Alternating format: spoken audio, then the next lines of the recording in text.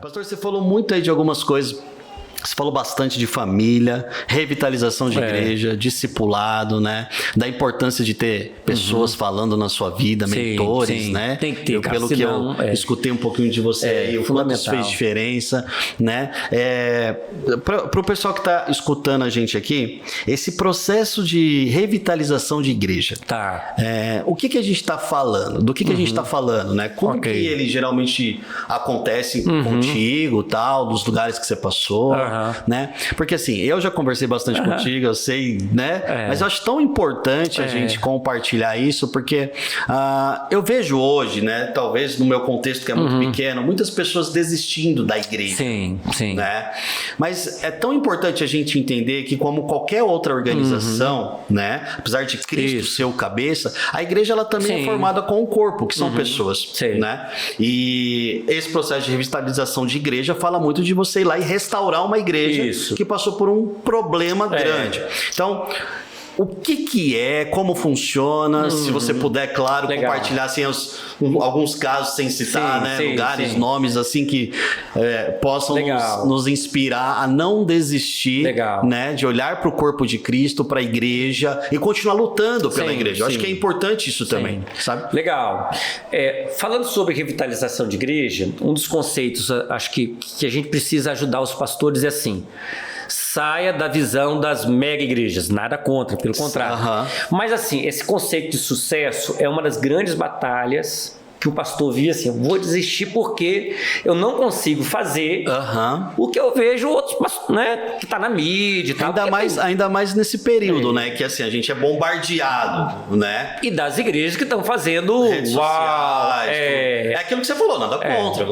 Povoar o céu, isso aí, tem mas vamos cuidar do nosso coração, né? Porque de repente Deus está me chamando lá para Rondônia, né? Então vai lá cuidar. Isso. Precisa de vidas serem discipuladas naquele lugar. Vai ser sensacional, extraordinário e tal. Às vezes também é uma etapa da sua vida, você vai estar cuidando de né, o Davi teve que ir para um momento que estava na caverna, estava com uma galera ali que ninguém queria, mas foram eles que se tornaram os grandes valentes depois. Exatamente. Então Deus tem propósito em tudo, né? Mas assim, então acho que essa compreensão de que Deus também vai te dando, vai te preparando, né? E você tem ali a sua abrangência ministerial, que não é necessariamente número. A gente começa a perguntar assim, quem foi o maior, Paulo ou Barnabé? Paulo. Mas se não fosse Barnabé, não teria Paulo. Né? Barnabé discipulou Paulo e João Marcos, que 2/3 do Novo Testamento vieram frutos deles. Sim. Então, né? Paulo, milhares, né? Discipulou, um exemplo. Mas existiu quem foi o homem que discipulou o cara dos milhares? Preparou o cara. E aí, quem é o maior, se fosse comparar? Exato. O cara que discipula 2 de forma intencional ou o cara de milhares? Sim. Depende, né? Qual é a questão do cálculo? Então, às vezes, um pastor tem uma igreja menor, né? De 100 membros, 200, 300, sei lá, não consegue, não consigo romper além disso. Mas pode ser que ali tenha Paulo, João Marcos. Exato. Né? E se transformaram em grandes homens de Deus. Pegando um gancho aqui, a gente volta já pro raciocínio. Eu tava numa conferência para pastores sobre discipulado, né? E aí veio um americano, Chip Egan, alguma coisa assim, não lembro agora o nome dele direito, mas ele trouxe na época uma pesquisa que pelo menos 90% das igrejas são igrejas que vão até 150 pessoas. 90% das igrejas no mundo. No mundo. Então, assim, essas mega igrejas, como você falou, nada contra, né? Mas às vezes a gente tá com o coração em um lugar que não é o lugar ideal. Exatamente. Né? A Bíblia fala, guarda o teu coração. Né? E aí, entender que nosso papel é principalmente formar discípulos. Eles vão se tornarem assim, homens que talvez vão discipular milhares, outros 100. Não sei se é uma história verídica, né? Mas conta-se aí que perguntaram ao aquele cara que ganhou o Billy Graham para Jesus, né? Quantas pessoas você ganhou? Aí ele fala, eu ganhei uma pessoa, o Billy Graham. Beleza. Só ele. Suficiente, entendeu? Então, assim, o Billy Graham, milhares, né? E então eu acho que esse conceito de guardar o coração, acho que é bem legal essa palavra, né? Guardar o coração. Mas falando então de revitalização, Existem vários tipos de revitalização quando a gente encontra uma igreja. Igrejas que passaram por questões de pecado moral sério que afetou toda a igreja, né? Que muitas vezes eu acabo pegando, né, nas revitalizações situações de igreja onde líderes espirituais, né, vivenciaram situações assim e afetaram a igreja e obviamente tem um impacto, né? Sim. Questões financeiras também, às vezes, né, afeta muito uma igreja quando a gestão financeira não é bem estabelecida, dá um quebra e tal, né? Então a questão moral e financeira, né, envolvendo adultério, essas coisas, ela afeta muito a igreja, né? Feriu o pastor, as ovelhas se dispersam e dependendo da ferida, mais ainda. Sim. Né? Porque é o que a gente chama de escândalo. Sim. Então, igrejas que passaram por escândalo precisam às vezes de uma revitalização ou uma ressurreição. Qual a diferença? A revitalização, assim, você tem um grupo de pessoas motivadas, engajadas e querendo a mudança. Né? Não, nós cremos, né, e a coisa vai acontecer. Deu uma baixa e tem igrejas que precisam de ressurreição. Realmente, praticamente acabou. Quem está lá, mas parece que está morto-vivo, assim, não acredita mais. Né? Muito triste. Está porque parte da história da igreja, família e tal, mas não acredita mais. Né? Realmente não tem cauterizados ali. É isso. Ficaram tão machucados, tão feridos. Não, acho que é isso aqui. Aí precisa realmente de uma ressurreição. A igreja precisa, né, ter o desfibrilizador e levantar. Então, geralmente o nosso ministério, enquanto ministério pastoral, até hoje, tem sido muito nisso. Revitalizar ou, às vezes, ressuscitar igrejas, né? E fazer transições de um pastor, de repente, de longa data, 15 anos, 19 anos, 20 anos, 25 anos, 27, 30 anos de ministério, aí deixa a igreja e aí vem um outro para assumir. Como é que o outro vai assumir? Entendeu? Depois de um pastorado desse. E aí Deus nos leva também paralelo. Geralmente esses casos envolvem pastores também de longa data à frente de uma igreja. Os casos que você fala de que é uma revitalização ou uma ressurreição com uma transição ministerial de um pastor de longa data. Algumas igrejas não, foi só transição, né? Falou, meu Deus, será que o pastor... Não, né? Foi só transição. Mas aí a gente faz o quê? Né? Primeiro é identificar o estado da igreja, né? O momento que ela precisa. Se é só uma transição, né, de formar uma nova geração, se é uma transição com uma revitalização ou uma transição com uma ressurreição. E se envolve questões, né, mais sérias que afetaram a igreja. Às vezes a gente tem clareza do todo, logo no início. Outras vezes a gente tem clareza de 40%, 50% e as coisas vão vindo à tona, né? Mas por causa do nosso ministério que a gente já sabe, então a gente já tem mais ou menos uma ideia de como que anda, né, a situação. Que vai acontecer. Até não pela experiência, a graça que vocês têm para isso. Isso aí. Não que tenha pecado em sempre. Não, algumas são transições mesmo, mas você tem outros elementos que são desafiadores. Eu começo, então eu tenho uma filosofia de ministério, chamada de mesas. Então eu vejo a igreja sempre em 4 mesas, né? Que é a mesa que Jesus tinha dentro da sua jornada ministerial. A mesa da multidão, né? Que é a galerona, o domingão à noite, ou domingão de manhã. A mesa das ovelhas, que são 70, 120.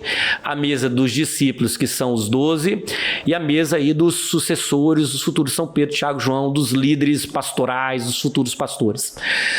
Então, eu sempre enxergo a igreja, organizo a igreja com base nessas 4 mesas. Eu acho isso tão importante, a gente saber discernir, né? Porque muitas das vezes a gente, num lugar de liderança, a gente quer talvez trazer todo mundo numa mesma regra. Não por mal. Às vezes é uma escola, impressão, né? Mas a gente tem que discernir e saber trabalhar com isso, né? E aí eu procuro dizer, né, na mesa da multidão, que alimento estava sendo dado, como é que estava esse alimento? Bom, então deixa eu dar esse alimento aqui nessa mesa. E aí você vai revitalizando. Você traz um alimento novo ali, pessoal, né? Desafiador, né? Mas não tirando tudo da mesa. Você tem alimentos bons, né? Então você vai fazendo esse movimento. Então o que Jesus fazia na mesma multidão? Pão, peixe, milagre, né? Dava esperança, encorajamento. Então o púlpito numa revitalização é fundamental. Púlpito é fundamental. Para revitalizar uma igreja, a multidão, né, o povo, visitante, curiosos, os membros, o púlpito é fundamental. Ele é importante, é um lugar de encorajamento, de esperança, não é um lugar de bater, de criticar, né? Não é transformar em uma escola, né? Claro, você vai dar um ensino ali, mas é esperança, encorajamento. Por quê? Porque essa igreja que está passando por um momento difícil precisa de ter esperança. Sim, sim. Né? E eu acho que, o evangelho é de esperança. Sim, e eu acho que também a gente tem que ter discernimento, sabedoria, porque existe o púlpito ali, sim, certo? Mas existem os outros braços que vão vir para fazer um trabalho ali, às vezes de um discipulado, um ensino, né? E saber nesses braços onde colocar cada... Isso, entendeu? Aí a outra mesa é a mesa das ovelhas. Não é negligenciar algumas coisas, mas é ter sabedoria para saber onde você vai colocar cada coisa. Exatamente. Cada coisa no seu lugar. Daquilo que o senhor está nos confiando. É a administração, é a gestão, né? Aí a mesa das ovelhas, 70, 120, são a galera já que é mais tempo, já está exercendo papel de liderança. Já está servindo, já é mais comprometido. Nessa mesa, Jesus fazia o quê? Ensinava. Uau. De forma mais intencional. Sim. Dava treinamento, capacitava, dava experiência. Ó, vamos lá, faz vocês aí, vamos ver qual é. Né? Muito legal. E aí, eu uso muito esse processo de experimentação. Né? Sempre dou oportunidade, seja, né, para dirigir um culto ali, né, uma experimentação. Sim. Liderar ali, ser uma célula, um pequeno grupo, uma experiência ali. Prática. Uma ação aqui ali, se eu estou dando treinamento, alguém participar. Escutar, digerir. Esses movimentos, tem que dar oportunidade de fazer um movimento. Porque numa igreja que precisa de uma revitalização, você tem os antigos, né, no bom sentido, que já estão ocupando esses lugares há muito tempo. Sim. Não é que eles estão por mal, não. Mas acaba que os outros não acreditam que podem também ocupar lugares, né? Não querendo lugares, mas assim, precisa haver esse movimento. Tem que ter. Não tem jeito. Eu acredito demais nisso. E às vezes assim, ó, não é que você vai tirar o cara e mandar embora, mas, cara, esse daqui estava aqui há muitos anos, 10 anos, 15 anos, vamos para cá. Sim. E esse daqui vem para cá. Sim. Né? Claro, dentro do dom e chamado de cada um. Claro. Isso é identificar o perfil de cada pessoa. Sim. E aí você vai fazer desse movimento dentro da mesa das ovelhas. Né? 70. Do 70 a 120 ali. Então você muda ali de lugar, né? Vai fazendo realocação. Um ano e meio para esse movimento. Menos do que isso, dificilmente você consegue fazer. Porque você vai, né? Você não dá para fazer tudo de uma vez só. Não dá, o processo. Deixa eu pegar essa área aqui primeiro, vamos fazer agora essa área. Até mesmo porque no seu papel você está chegando e você está conhecendo as pessoas. Você não está vindo de um contexto que você já conhece as pessoas, que são pessoas que de repente... Porque existe muito isso na igreja local, né? Sim. Pessoas que de repente trabalham conosco no mundo corporativo, ou que estudaram, ou parentela. Então você já conhece, é mais fácil você identificar como você pode ajudar a pessoa a alcançar aquele destino profético que Deus tem para ela. Você já tem clareza de quem Agora, ela é. quando você está chegando para revitalizar, não. Você está conhecendo todo mundo e ao mesmo... O avião está em voo, e você não sabe caindo. Na verdade, ele está caindo. Você tem que né? Sobe e mexer nele em pleno voo. Exato. Agora, você não vai mexer em tudo, motor... Não, você vai mexendo em parte, né? Tira a janelinha, bota outra, né? Mexe numa parte. Espera todo mundo ali se adaptar. Todo mundo, né? Cinto aí de segurança, né? Então, você vai mexendo gradativamente, conforme você vai percebendo, 1 ano a 1 ano e meio, esse processo, né? De gerar esperança na igreja, mesmo da multidão, série de mensagens, né? Mensagem mais de encorajamento, pode, né? Uma campanha, se ela depender do estilo de igreja e tal. E você, paralelamente a isso, começar um movimento também com 70 a 120. Ajustes, alinhamentos, ensino, treinamentos e mexidas. Movimento. Tem que movimentar. Movimento. É intenso. Aí você vai descobrindo desses 70, 120 os seus, né, discípulos, né? No caso de Jesus eram os 12. Então você vai descobrindo ali quem vem para, né, essa terceira mesa. É importante o conceito de mesa, que assim, algumas pessoas estão numa mesa e vão para outras. Né? De repente você tem gente que estava lá na mesa dos 12, dos discípulos ali, talvez precise, porque cansou, desgastou, precisa de um tempo. Vai lá para a multidão por um tempo. Sim. Que é natural, não é um problema em si. Não é que você vai mandar o cara. Às vezes, né, a pessoa vai porque, precisa de um tempo. Mas geralmente a pessoa que ela está tomando essa decisão. Geralmente. Vamos pensar assim numa experiência real. Isso. Né? Você está chegando numa igreja para revitalizar, você tem um público, aí de repente você tem uma pessoa ali que ela já estava numa camada de liderança, de discipulado. Se desgastou, ficou exposta. Ela que está indo para esse lugar. Não é você que fala, será que não é melhor você talvez? Não. Isso assim, exceção à regra, né? Mas, de forma geral, você vai conversando com a pessoa, pastor, eu estou muito cansado, me fiquei muito exposto durante esse processo, desgastei, vou ficar mais, né? Ele não vai falar dessa mesa e nessa cadeira, vai falar assim, eu quero ficar mais na retaguarda, quero ter um tempo aí. Aí o cara que tá chegando, ele não pode achar que é pessoal, porque tá chegando, então não tem nada pessoal. Mas é uma questão de que entender que o cara tá cansado, conversa, então me ajuda nisso daqui, né? Não deixar o cara totalmente lá na mesa da multidão, mas ter uma pequena ação ali, entendendo que é um momento para ele que ele precisa também, né? Ou ela precisa. Então, permitir que haja uma mudança de mesa, né? Vou chamar de cima para baixo, né? Dos 12 para os 70, 120, até para a multidão, se necessário for. Não tem problema. Né? De outro lado, tem gente que vai mudando de mesa, né? Mais específica, da multidão para os 70, 120, dali para os 12. É natural. É natural. É natural. Claro, gera ciúme, gera. Exato, isso que eu ia falar. Por isso que eu falei que é o natural. Porque você vê quando, de repente, eu sempre falo, né? Eu pastoreando igreja local, eu sempre deixo muito claro, gente, não se apegue ao tempo que você tem de convertido. Porque tem pessoas que chegam e naturalmente, não é questão de bajulação, ela alcança um lugar de maturidade, de confiança e de aliança, ali uma relação. De relação mesmo, né? Que é natural, ela alcançou aquele lugar sem ninguém querer, sem ninguém forçar a barra, coisa acontece. Né? Então, isso gera um pouco de... Claro. Eu tô aqui há 85 anos, eu abri essa igreja. Esse cara chegou agora, quer sentar na janela. Fui eu que lavei os banheiros no começo de tudo. Né? Então, aí você tem que ter sensibilidade para fazer esses ajustes, né? Tem que ter sensibilidade para gerar desgaste menor. Tem desgaste que é natural, tem que ter. Mas tem outros que é desnecessário. Então, você pode administrar, né, esse processo gradativamente. Eu uso muito figura de transição.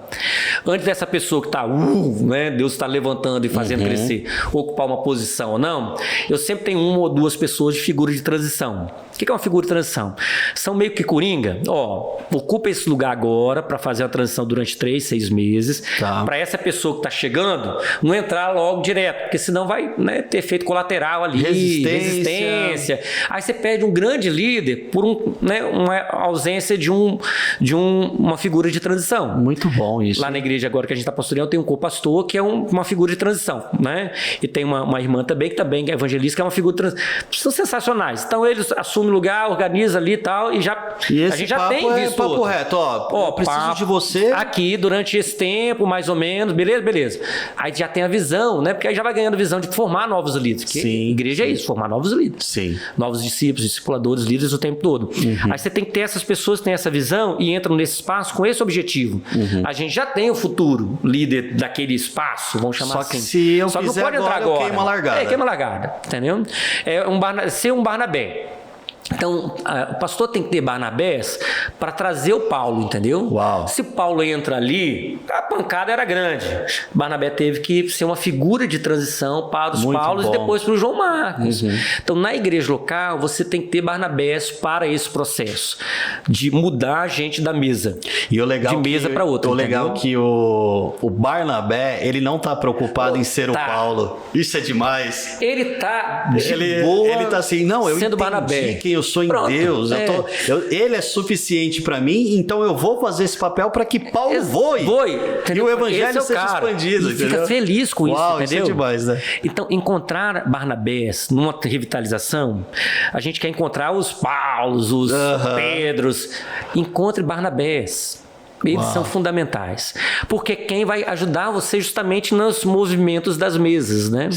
Aí chega na mesa, né? O Barnabé, as pessoas dizem que estava entre 70 e 120, mas ninguém sabia que estava lá, né? Os historiadores dizem, né? E se estava. Mas se você vê, era uma figura de transição que estava ali e, né, numa mesa ali, e depois ele se destaca, fazendo as transições das mesas, né? Tanto de Paulo como João Marcos e tal. Ele que fazia, né, a transição das mesas. Então a gente precisa ser um Barnabé enquanto pastor de revitalização de igreja e encontrar Barnabés. Né? E aí os 12 ali estavam no movimento, né? Uma outra mesa dos 12 dos discípulos. Ali Jesus dava um outro alimento. Aí era o quê? Confronto, alinhamento, né? Mas também era encorajamento, trazia revelações, apontava para o futuro. Experiências também. Ceava juntos. Que eram experiências muito pessoais ali. Muito né? pessoal, intimidade, né? Um nível de intimidade muito maior. Sim. E eram discipuladores no futuro, né? Jesus vai dando autoridade, né, a cada etapa. Mateus 9:10, por exemplo, é uma das transições que Jesus vai dando uma autoridade maior para eles. E eles vão ficando em evidência. Então, esse lugar também é importante. Às vezes o pastor numa revitalização pode ficar inseguro e não dar espaço para outros se tornarem visíveis. Numa pregação, num ensino, sei lá, numa escola. Então, coloca essas pessoas. Porque eles precisam ganhar níveis de autoridade maior, porque senão não tem como revitalizar, né? Então, a gente precisa formar pastores, vamos chamar assim, discipuladores, pessoas que cuidam de áreas da igreja ou de grupos maiores na igreja, né? Ocupam espaço que seria no início ocupado por você a maior parte do tempo. Então essas pessoas precisam ocupar espaço, você precisa ir saindo, né, de cena. Senão também você não faz as coisas fluírem. Não faz, não adianta. Nem quando né? o sogro de Moisés chega nele e fala, cara, vai morrer. Desse jeito aí, né? Todo mundo morre, o povo morre e você morre. Não tem como. Não vai dar. E aí você tem a mesa dos três, Pedro, Tiago e João, que é uma mesa assim, de Getsemane, mas também é uma mesa de transfiguração, de missões especiais e de preparação para o futuro. Uma mesa de Getsemane, mas também uma mesa de transfiguração, de glória. Uma mesa de choro ali, mas também de viver umas experiências juntos. Imagina, isso é demais quem também. Viveu o que Tiago, Pedro e João viveram? Exato. Ninguém. Exato. Quem viveu aquilo ali? Ninguém. Nenhum homem, além desses três com Jesus, viu Jesus transfigurar. Ninguém viu. É verdade. Aquele momento foi um negócio extraordinário, único, incrível. Então, são essas coisas que Deus faz, né, na nossa vida enquanto pastores, essas pessoas que Deus liga a gente, que a gente chama de preparar sucessores. Agora, o que é a preparação de sucessores? Não é preparar necessariamente alguém para suceder você. É para suceder o que você faz. Por exemplo, se você é um dos Pedro, Tiago e João, eu preciso preparar você para exercer aquilo que eu faço. Eu pastoreio, então preparar você para pastorear.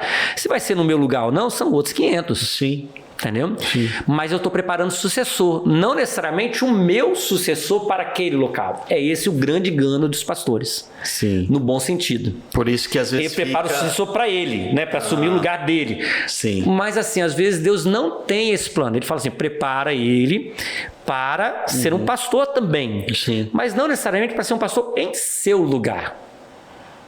E eu preciso discernir como preparar pastores para presidirem, por exemplo, no caso pastoral, né?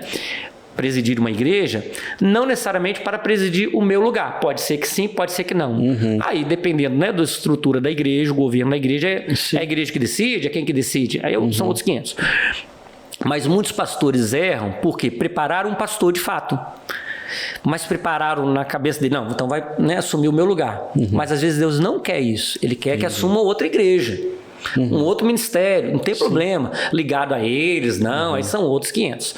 Mas eu preciso discernir. Primeiro eu preciso preparar sucessores, para depois, ou no processo, identificar assim, será que um deles vai assumir o meu lugar? Não preparar um sucessor. Sim. Jesus não estava ali com... É isso que eu ia falar, porque se você estava junto. Se você tem essa mentalidade de preparar alguém só para o seu lugar, você prepara uma pessoa. Aí não, entendeu? E o nosso alvo é preparar sucessores. Tem uma mesa aonde a gente investe. Se eu sou pastor, então vou preparar pastores. Se eu sou um líder de ministério X, eu vou preparar pessoas para esse ministério muito X. Nisso, sabe? Eu acredito assim, eu carrego uma graça, uma natureza específica para alguma coisa. Isso. Né? E aí eu sempre falo, vocação ali. Leão vai dar em leão.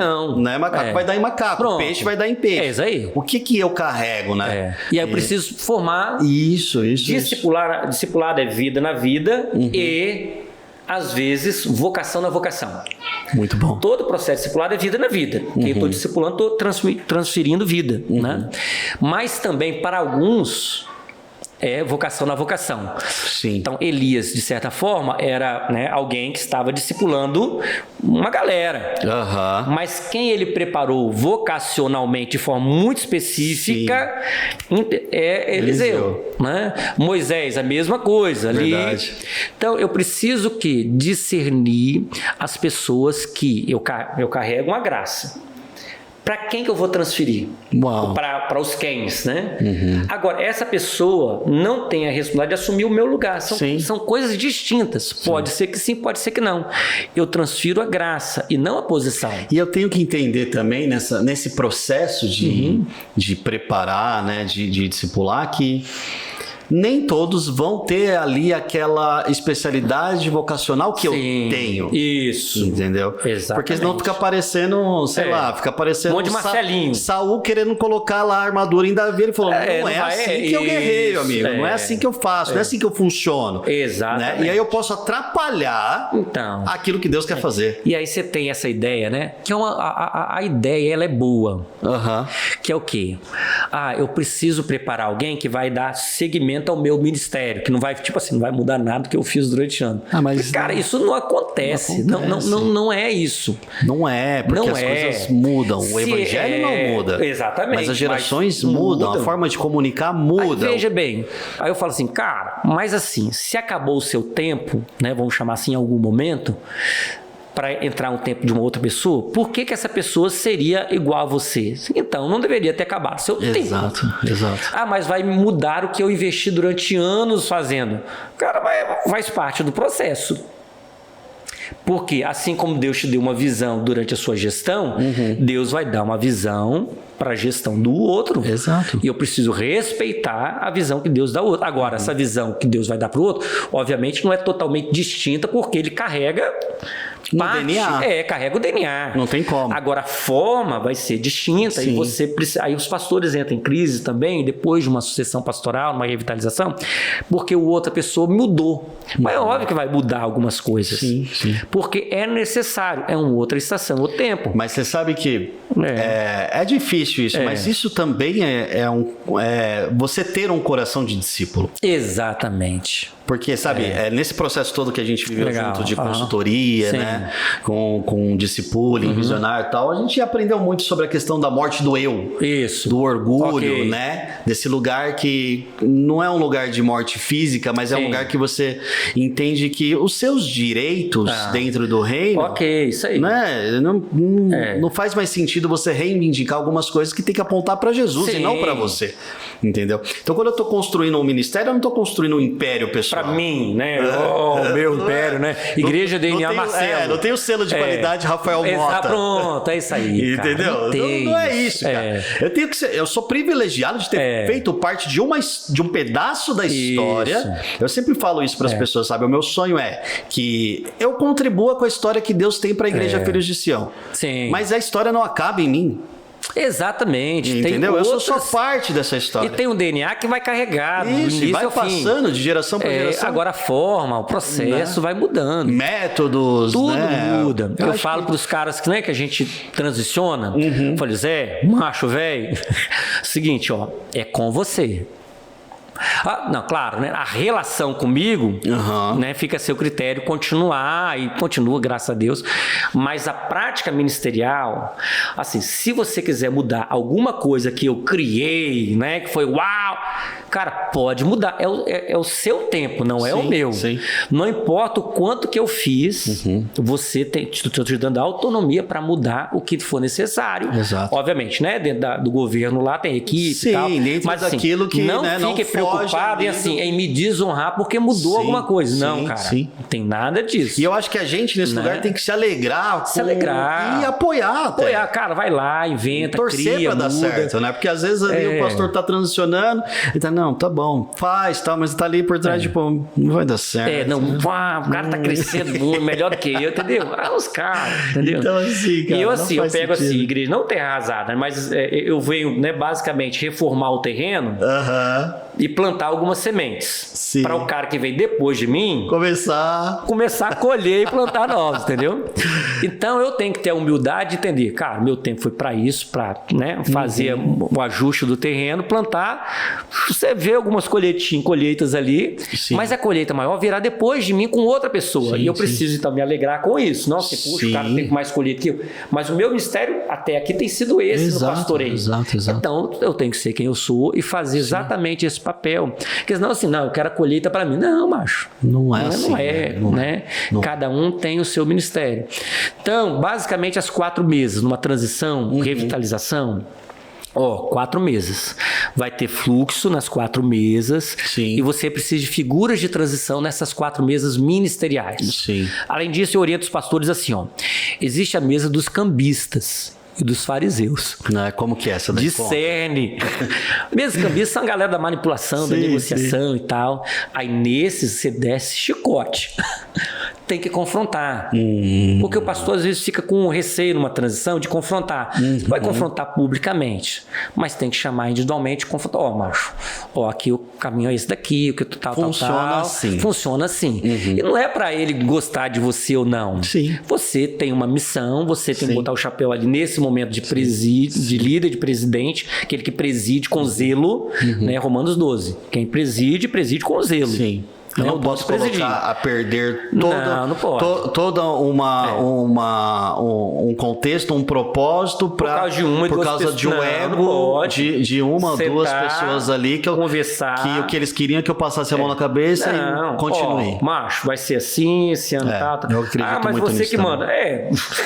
Se é para chegar nesse momento, é só. Né? Porque a igreja está no momento que precisa de uma direção. Prédio pegando fogo. E hierarquias são bíblicas também. Hierarquia tem no céu e no inferno, inclusive. Exatamente. Entendeu? Né? Então não tem lugar sem hierarquia. Você pega assim, cara, o prédio tá pegando fogo. Você não vai conversar. Ei, o que você acha? Você quer pular? Quer ficar aqui no fogo? Vamos conversar, vamos sentar, tomar um cafezinho pra você ver. Não, macho.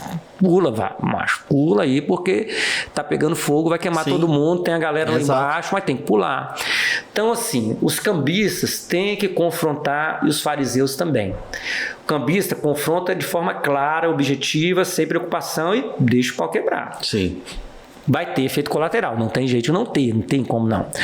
E os fariseus, né, os saduceus, essa galerinha de manipulaçãozinha, né, que se acha, que a gente chama de guardiões da visão do passado. Senta e falou, muito bom isso. Precisa mudar.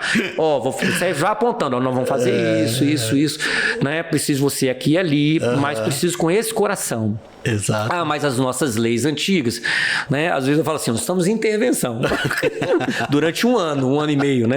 Falou, é uma espécie de intervenção. Então, as leis são secundárias agora porque existe um propósito maior. Então, você precisa... mas se não adianta. Aí conversa aqui, ali, sempre individualmente, mas tem que ser firme. Conversar não é um acordo que você está fazendo. Não, é uma determinação, é um posicionamento. Por isso você tem que ter convicção à frente de onde você está. Sim. Cara, tal. Até mesmo eu vou embora, né? Exato, o cara tem dinheiro, não sei o quê, dá uma contribuição. Você sabe que nesse mesmo eu não lembro se era uma conferência para pastores, mas era um encontro de pastores e o tema central era discipulado, né? Com esse Chip Ignorant. Ele contou uma experiência pessoal, né? Ele já também tem muitos anos de ministério, ali, dezenas de anos ali de ministério. Ele falou que durante a trajetória dele, ele cresceu com um outro amigo, parceiro de ministério ali na igreja durante muito tempo. Abraão e Ló. E é isso. Só que chegou um momento que, assim, o cara ali, por ser essa pessoa mais próxima, mais antiga e tal, ele não queria se enquadrar dentro do que ele acreditava de discipulado e ele queria plantar para a igreja. E ele chegou para esse amigo e ele falou, será que não é o momento de você talvez procurar outro lugar? Pronto, isso aí. Não é que eu não te amo. Não, é porque, né, mas os pastores de Ló de Abraão... A gente vai acabar chegando num lugar aqui que não vai dar. Você falou, os pastores de Abraão e de Ló. Vai atingir as outras esferas. Então, assim, e aí vai ser pior ainda. Aí dá uma divisão e tal, que não é o propósito. Esse pior não atinge só os dois. Atinge a comunidade como um todo, né? Agora, um dos segredos, né, pro que a gente chama de guardiões da visão e tal, dessa galera, para você não ter um rompante numa revitalização e a galera sair e ter uma perda grande, é o quê? É a regra do jogo antes do jogo começar. Então, quando a igreja me chama para assumir... Combinados. É o quê? Gente, durante 1 ano e meio, né? E eu falo claramente numa sabatina lá, né, eu vou falando, conversando. Vocês querem que eu venha para cá? Durante 1 ano e meio, um ano e meio, meu trabalho é esse daqui. Né? A gente brinca assim, eu falo pula, vocês perguntam qual é a altura. Parece uma coisa assim, pá, mas é a conversa da regra do jogo. Falou, ó, né? Porque senão não acontece. Senão não vai acontecer. Não acontece. Então, depois, eu falo assim, depois de um ano e meio, dependendo da igreja, 2 anos, eu rasgo tudo que a gente fez. A gente pega assim, ó, todo mundo, vamos lá rasgar. Vamos começar do zero, que a igreja está estável, vamos sonhar com o futuro. Mas agora não dá para ficar negociando, não dá. Queridos, não dá. E outra, quem assumiu o compromisso de eu vir para cá, na hora do vamos ver, e vai ter a hora do vamos ver, você não vai sair da igreja durante 1 ano, 1 ano e meio. Ninguém pula do barco, né? Óbvio, não os membros, mas sim. Ninguém pula do barco, você exercendo função ou não, dentro de 1 ano, 1 ano e meio. E se pular do barco, você continua contribuindo financeiramente, porque você... Pronto. Muito bom. E aí já aconteceu isso mais de uma vez. Sério? Ó, tô decidindo sair e tal. Falou, lembra daquela reunião? Ó, não tem problema, eu entendo, né? O seu ministério não se alinha, né, com a minha forma de liderar e tal. A igreja tá crescendo, mas, né, mudou muita coisa, aquela coisa. Então, beleza. Então, vamos fazer o seguinte. Você acordou dentro do processo. Lembra? Então, eu preciso da sua contribuição mesmo, né? De apoio até a igreja estabilizar dentro do processo que a gente combinou de 1 ano e 1 ano e meio. E a pessoa? Combinado, pastor. Uau. Pelo menos foi de palavra. Não, tranquilo, ali, né? porque assim, não é uma questão pessoal. Sim. Não é, pessoal, é uma visão ministerial. Falou, ó, mas você ama essa igreja, agora, é importante. mesmo assim, uma maturidade. Maturidade. Né, Falou, ó, nós vamos conversar com o de adulto. Sim. Falou, ó, nós temos um compromisso financeiro, porque é uma estrutura. Sim, tem todo um contexto rodando, uma engrenagem rodando. E a igreja não pode sofrer com isso. E nós assumimos esse compromisso juntos. Então, se você entende que é um outro tempo para você, mas a sua contribuição precisa até o combinado. Nós acordamos isso e aliança. Se você não tem condição de estar em paz aqui, não tem problema. Quem sou eu? Agora, a contribuição permanece porque afeta toda a igreja. Eu gosto... Aí, assim, a pessoa diz, não é assim, para ela, não imaginava que teve. Sim, entende isso. Não entende, você está certo. Falei, então tá bom. Sempre. Não teve uma vez que teve diferença. Na maioria das vezes, essas pessoas às vezes voltam depois de uma transição. E mesmo assim, nenhuma delas, até hoje, ficou chateada, magoada. Pelo contrário, são amigos, né? Entende que tem uma visão um pouquinho diferente do ministério. Mas é porque aquela postura era necessária naquele momento. É uma questão de postura, né? Sim, até mesmo porque não tem, nesses momentos você não tem como. Eu sempre falo para os nossos líderes, né? Da nossa igreja matemática. Eu falo, tem coisas que há espaço para a gente abrir, conversar. Claro. Mas tem coisas que não tem como. Não tem. Tem coisas que o líder tem que vir com a decisão tomada. Exatamente. E o líder está ali para isso. É claro, com muito discernimento, muita vida, né? Com Deus ali, né? Sabedoria, né? Sem manipulação, sem levar também ali querendo tirar um proveito da situação, né? Isso não existe falar. Mas tem coisas que o líder tem que vir com a decisão tomada. E são estilos de liderança durante o processo. Então, eu falo bem assim. Eu explico claramente. Assim, Josué, nós vamos entrar na terra. E vamos, e pronto. E vai ser assim. Depois que a gente conquistou, aí vocês decidem. Eu e minha casa vamos servir ao Senhor. Vocês decidem. Então, basicamente isso. Aí o que eu faço geralmente? Que é uma outra linha de trabalho, né? Além das 4 mesas, que é uma filosofia, eu falo o quê? Gente, no primeiro momento, pegar essa xícara aqui, ó. Eu tô aqui como líder, né, numa revitalização. E é aquelas caixas, todo mundo tá aqui, né? Igual sala de aula, o professor e os alunos. Entendeu? Então, eu líder e a galera, né, é uma liderança mais autocrática. Porque, peraí, tá pegando fogo, não dá para negociar. É uma revitalização, não é uma igreja estável, é um momento.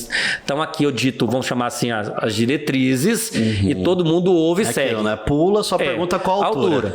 Passa um tempo, a igreja está estabilizada, então essa galera que tava, né, todo mundo olhando para a nuca do outro, entra num círculo, é uma mesa redonda. Né? E eu estou no centro da mesa redonda. Falou, agora o líder vai estar no centro da mesa redonda. Mudou. O que vai acontecer? Eu ouço vocês muito mais, mas a decisão está concentrada no líder. É uma liderança centralizadora. Passa um tempo, o líder vem para a mesa redonda. Ele senta junto com todos. Um entre os iguais, mas tem um chapéuzinho de líder. A gente ouve, toma a decisão junto, mas o alinhamento ainda é principalmente, gente, tal. Tomamos a decisão, tal. Né? Muito bom. Então, chapéu de líder, mas todo mundo está na mesa redonda. Passa um tempo, agora eu tiro, né, o chapéu necessário. Melhor, né, não tiro o meu chapéu. Eu coloco chapéu em algumas outras pessoas na mesa redonda, Sim. que já tem o DNA, já tem a linguagem, e o alinhamento é muito mais participativo, né? A tábua mesa redonda ali, né, do Rei Arthur, né, onde muito bom. Entre os iguais. Mas até chegar aonde entre os iguais, demora. Leva tempo. Nós somos entre os iguais? Somos, mas na hora da decisão, não. Até chegar nesse espaço, leva tempo. Quanto tempo? Não sei, depende da maturidade. E depende muito do qual contexto você pegou, né? De igreja, e tal. Não dá pra gente, não existe uma fórmula. E a quinta fase, eu saio, né? Jesus agora, né? Ele sai e falou: terá isso com vocês todos os dias. Mas aí a mesa continua. E eu sou um mentor, um assessor, né? Um apoiador, né? Daqueles que já têm os bonés. Nesse momento, então, você já transicionou. Já transicionei. Você já não está mais na igreja. Não estou mais ali na igreja, né? A coisa já está acontecendo, mas aqui, ó, precisando, estou aqui, né? Contem comigo. E aí, né, você tem a galera do boné. Nem todo... Outra coisa, assim, a gente quer todo mundo, né, tá no mesmo nível. Gostaria, não tem. Né? A gente você gostaria... tem gente que tá com boné, o outro tá com chapéu e o outro tá sem a gente nada. até às vezes pensa, pô, se são todo mundo pensasse assim... Né? Agora, o processo é importante explicar a regra do jogo. Sim. Numa revitalização. Gente, ó, nesse primeiro momento, eu vou ser realmente um líder mais autocrático, diretivo. No segundo momento, eu vou ser um líder centralizador. Sim. No terceiro momento, eu vou estar numa mesa redonda, a mesa não é mais quadrada, é redonda, né? Melhor, a mesa é quadrada, tá todo mundo ao redor, mas eu, né, pago a conta, entre aspas, né? Pago o preço, estou tomando as decisões. Depois, a gente está numa mesa redonda, alguns já vão estar com chapéu, igual o meu, outro com bonezinho, já no processo, e outros ainda, né, não entendendo a visão e tal.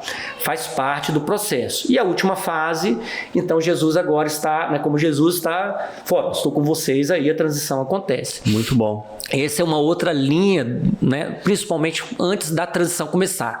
Explicar como vai ser e a cada tempo explicar quando você está mudando de papel. Você já deixa claro, é temporário. Isso, temporário. Não sei o tamanho desse temporário, né? Meu perfil é esse nesse momento, depois isso, mas E aí, toda vez que você mudar, gente, estamos numa fase 2. Viramos a chave aqui. Então, estou indo para o centro da roda. Né? Muito bom. Ó, estou indo para a ponta da mesa, né? Porque aí você já tem uma equipe, né? Estou indo para a mesa redonda. Sim. Ó, já tem pessoas que me representam, né? Né? A galera da figura de transição, os pastores, copastores, quando eu não estou. Até que você já tem muita gente com boné e chapéu para você fazer a transição. Muito bom. Para uma outra pessoa muito subir, bom, entendeu? Bom. Aí a transição acontece de forma mais segura. Agora, não é que não tem problema, você vai ter ajustes. Tal. Eu acho que isso então, a gente pode até usar no mundo corporativo, quando você vai assumir uma equipe nova, deixar claro, igual. deixar alinhado, falar, pessoal, ó, tô chegando, eu tô vindo, de repente você vem de fora da empresa, né? Tô vindo com uma outra cabeça, com uma outra bagagem. As decisões têm que estar nas minhas mãos, vou ter que estar aqui. Nesse momento vai ser assim, vai ser... Nossa, gostei, muito bom. E mostrar que não vai ser sempre assim. Sim. É um momento. Sim. E o momento pode ser mais rápido ou mais longo. A gente não consegue... Depende do processo. E depende até de nós aqui. Exatamente, como o pessoal responde. Como que a gente vai corresponder isso? Senão você vai ter que pegar no chifre do bolo, vai estar comigo mesmo. Eu lembro que, uns 3 anos atrás, a gente fez 7 anos de igreja, né? Então, 3 anos atrás, eu falei pro pessoal, a gente precisa passar por 3 etapas aqui. Ah, legal. Né? Isso, 3, 4 anos atrás, mais ou menos. Eu falei, primeiro, a gente precisa passar por uma etapa de doutrina da nossa fé. Sim. Né? Assim, alinhamento doutrinário. Alinhamento doutrinário, porque assim, a gente também, querendo ou não, uma igreja nova e com muitos novos convertidos, ou pessoas que vinham de outra igreja que não tinham muita assim, doutrina do porquê que ela estava ali, o que era, né? Segunda fase, a gente precisa entrar numa fase de discipulado. Legal. Que foi o que a gente viveu. Começou, né? E a terceira fase é uma fase de liderança. Fantástico. Então deixei claro para todo mundo. Legal. 60% não passou da primeira. Mas é a jornada. Porque quer correr. Quer. E infelizmente quer um lugar que não está preparado para ter. Porque eu escuto muito isso, né? Que, querendo ou não, a graça ela abre a porta, mas o seu caráter sustenta você lá dentro dessa porta aberta.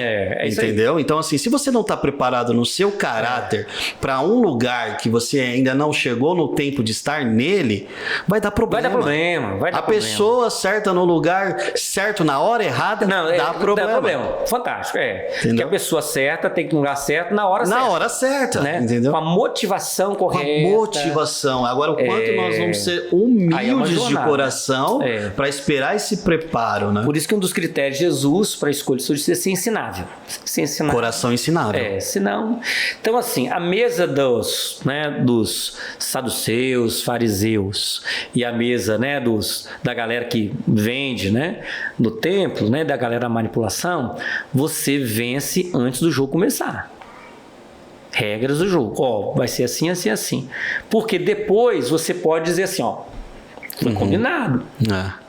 Acordo é importante.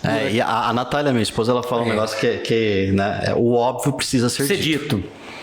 Isso daqui foi claro. Porque o pessoal pode até não concordar, mas não pode dizer que não foi claro. Exatamente. Entendeu? Foi claro, foi combinado. Foi combinado, né? E a outra mesa que a gente sempre indica é a mesa, né, dos Maria, Marta e Lázaro. A mesa dos amigos. Veja, a igreja assim, você tem muitas coisinhas com a questão pastoral, né? Sim. As pessoas querem estar mais próximas e tal. Sim. Aí você tem pessoas que Deus deu a você, a família pastoral. Então a gente orienta o pastor, numa transição, tem gente que não vai ser tão, talvez, ativa, assim. Pedro, Tiago, João, ou dos 12, talvez não vão ser. Mas Deus vai te dar sempre uma Marta, Maria e Lázaro para cuidar de você. Levar um mimo, socorrer em algum momento. É aquela galera que fica ligada. E é Deus que faz. Sim. Você nem escolhe. Exatamente. A coisa acontece, é uma Deus ligação. Aí assim, puxa, né? Aí você tem gente que por ciúme, maturidade, vai dizer assim, eu trabalho muito mais. Exato. Cara, mas quem é mais íntimo? Né? O amigo do pastor, da esposa do pastor, é o Zé e tal, fica lá na casa dele o tempo todo, puxando, né? Aí assim, mas não é que Deus, ele presenteia o pastor, né, e a esposa, a família, é necessário. Sim. Com Marta, Maria e Lázaro. E são bálsamos para nossa alma. São bálsamos, é necessário. Aí de um lado o pastor tem que tomar um cuidado para não fazer deles, né, um Pedro, Tiago, João. Uau, isso é muito nenhum dos 12. Bom. Pode ser, como pode não ser, mas na maioria das vezes não vai ser Pedro, Tiago, João. Muito bom. Pode ser até um dos 12, um dos 70, 120 ali. Sim. Mas não vai ter um nível de energia, atuação ministerial, né, do Pedro, Tiago, João. Não vai ter. Às vezes influência. Não. E a gente, por causa da pressão, por isso. E até assim, cara, eles são aqueles que têm o meu coração, cuide de mim, então eles vão ficar nessa posição. Não, macho. Pode acontecer, mas não. Receba o presente de Deus. Muito bom isso. Receba o presente de Deus. São amigos que Deus deu a você durante a jornada. Para estar com você, levar para o almoço, levar para janta, para o restaurante, trazer mimo. É aquele tipo de conexão que você vai fazer, sei lá. E são amigos depois do ministério. Você vai fazer o seu aniversário. Tá na lista. Tá na lista, né? Entendeu? Não é que você não ama às vezes você vai para essa férias juntos, mas, assim, vamos para nós para um passeio de férias Exato. A galera, assim, às vezes fica com ciúme. Que é coisa natural do ser humano. Sim. Mas o cuidado é o coração do pastor. O pastor orientar, né, Marta, Maria e Lázaro, para entender o papel deles, para eles se sentirem confortáveis, se sentirem assim, porque, né, o povo faz pressão para eles também. E o pastor também, a família, ficar confortável. Então, foi presente de Deus, eu vou abrir mão do presente de Deus. Uau, muito bom isso. Então, essa mesa de amigos, de íntimos, é fundamental. Pastor entender que são, e vão ficar, depois que você sai, talvez, o pastor aí desse lugar, dessa igreja, essas pessoas vão continuar com você. Exato. São seus amigos. Exato. Entendeu? Você sabe que tem algumas relações, assim, né, querendo ou não, nesse contexto de pastoreio, com algumas pessoas que eu falo, se tudo passasse, se não existisse mais a igreja Filhos de Sião um dia, cara, isso aqui não passaria. Fantástico. Mas não é forçado. Não, é o que você falou. É que eu nunca tinha escutado dessa maneira, como Deus você colocou. É uma outra mesa. Essa mesa é uma mesa de intimidade. Sua casa, tá ali, entendeu? Sim. Sair junto. Fica à vontade. Você não tem a preocupação do seu papel público, social, pastoral. Sim. Você vai fazer alguma besteira? Não, você não tem a preocupação. Sim. Você tá à vontade. Faz total sentido. Né? Tem gente lá em casa que eu tenho que estar de camisa. Tem gente lá de casa que eu posso ficar sem camisa. Um exemplo. Exato. Simples. Então, são essa relação, né? Aí você tem a mesa principal, que é a mesa que só cabe uma pessoa, né? Do outro lado, né? Você e o pai. Uau. É a mesa, né, de você com Deus, que muitos de nós pastores negligenciamos. Sim. Né, que é essa mesa onde está você, né, e a Trindade ali, né? Não, agora é aqui a gente, né? Todas as outras mesas, né, elas recebem os alimentos dessa mesa número 1. Né? Que é a mesa de intimidade, né? Você e sua esposa com essa mesa, ela é fundamental, que precisa ter. Ela, né, que traz realmente vida para o restante das mesas. Né? E a família? A família é sofá. Né? É uma outra relação. Sim. E a gente tem que tomar cuidado para não transformar a nossa família intencionalmente numa mesa de ministério. Sim, exatamente. Assim, claro, minha esposa tem um papel fundamental no ministério comigo. Né? Nosso desejo é que os filhos também tenham. Sim. Mas isso tem que ser natural. Eles estão naquela mesa, não porque é da nossa família, mas por causa do chamado de Deus para eles. Exatamente. Então, esse cuidado precisa ter. Sim. Né? Senão daqui a pouco o marido está chegando e paz do Senhor para a mulher. Exatamente. O senhor, pastor, né? Não, já chamar de pastor. Primeiro, minha esposa vê uma esposa chamando outro pastor. Não dá, né? Que negócio é esse? Não funciona, né? Meu avô falou, pastor. Não rola, né? Exatamente. Então, assim, não. Eles, né? Minha família é um lugar de sofá. Sim. Né? E Deus também é um lugar do sofá, mas também é um lugar da mesa. Sim. Mas a família é o lugar do sofá. E aí, eles indo para a mesa, eles vão por causa do chamado deles. O que Deus tem para eles, né? A caminhada, né? Sim. Não simplesmente porque fulano de tal vai ficar aqui do meu lado. Claro que a esposa tem um papel, mas às vezes a esposa nem tem um ministério de liderança. Sim. Ela é excelente apoiadora, né? Tá ali servindo com os irmãos na cozinha. Cara, não tem nada de errado com isso, não tem problema, não transforma, né, a esposa numa coisa que ela não é. Não coloca uma armadura. Não, ele vai colocar armadura, né? Pastor, pensando nisso, pegando um gancho, como que você faz, por exemplo, quando você está preparando um casal nesse sentido, né? Você vê que o homem, ele tem ali talvez um papel muito claro de chamado pastoral. Diz-se liderança, líder. né? Mas aí você vê que a esposa... Ou o contrário. Também tem. Não só ao contrário. Como que você faz para não causar um desequilíbrio? Muito difícil. É difícil, não é? Porque assim, querendo ou não, um vai puxar mais e aí não levar esse desequilíbrio para casa, sabe? Então, rapaz, é muito difícil. Porque é uma questão de expectativas. E é difícil lidar com as expectativas, uma questão de pressão do Ministério, de trabalho, de apoio e tal. Mas a gente fala assim, existem momentos, né, pegar duas alianças, né, que a aliança parece que é uma só, porque os dois estão tão envolvidos em tudo e amam fazer isso. Então as duas alianças estão, né, como um círculo aqui, bem assim, parece que é uma aliança só. Sim, bem alinhadas. Bem alinhados. Tem outros momentos, não, que um vai estar exercendo um papel muito específico no seu chamado e o cônjuge também um papel específico no seu chamado e vão se encontrar ministerialmente em um aspecto específico ali, pequeno, fundamental, mas pequeno. E é marido e mulher, macho é família, tem, né? Eu e minha esposa. Então, atualmente, as minhas viagens, né, como aqui e outros lugares, sou eu que faço. Né? Os atendimentos pastorais, a maioria é a Gabriela que faz. Então, são dois ambientes muito distintos. Nós nos encontramos ministerialmente em um momento ou outro, uma ministração para casais, né? Às vezes, né, quando a gente pregava junto, né, a gente encontrava, ou numa reunião de discipulado ali onde que a gente discipula. Mas o restante, ministerialmente, ela tem um aspecto do dou um chamado. De você. E eu outro. Não há um problema quanto a isso. Entendeu? É bem tranquilo. Eu acho que o importante é um apoiar o outro também, né? Para não entrar num lugar de competição ou de cobrança. Isso, de cobrança. Entendeu? Você tem que estar aqui. Sim. Claro, agora, né, a gente sempre fala, existe um papel social, público no Ministério Pastoral. Sim.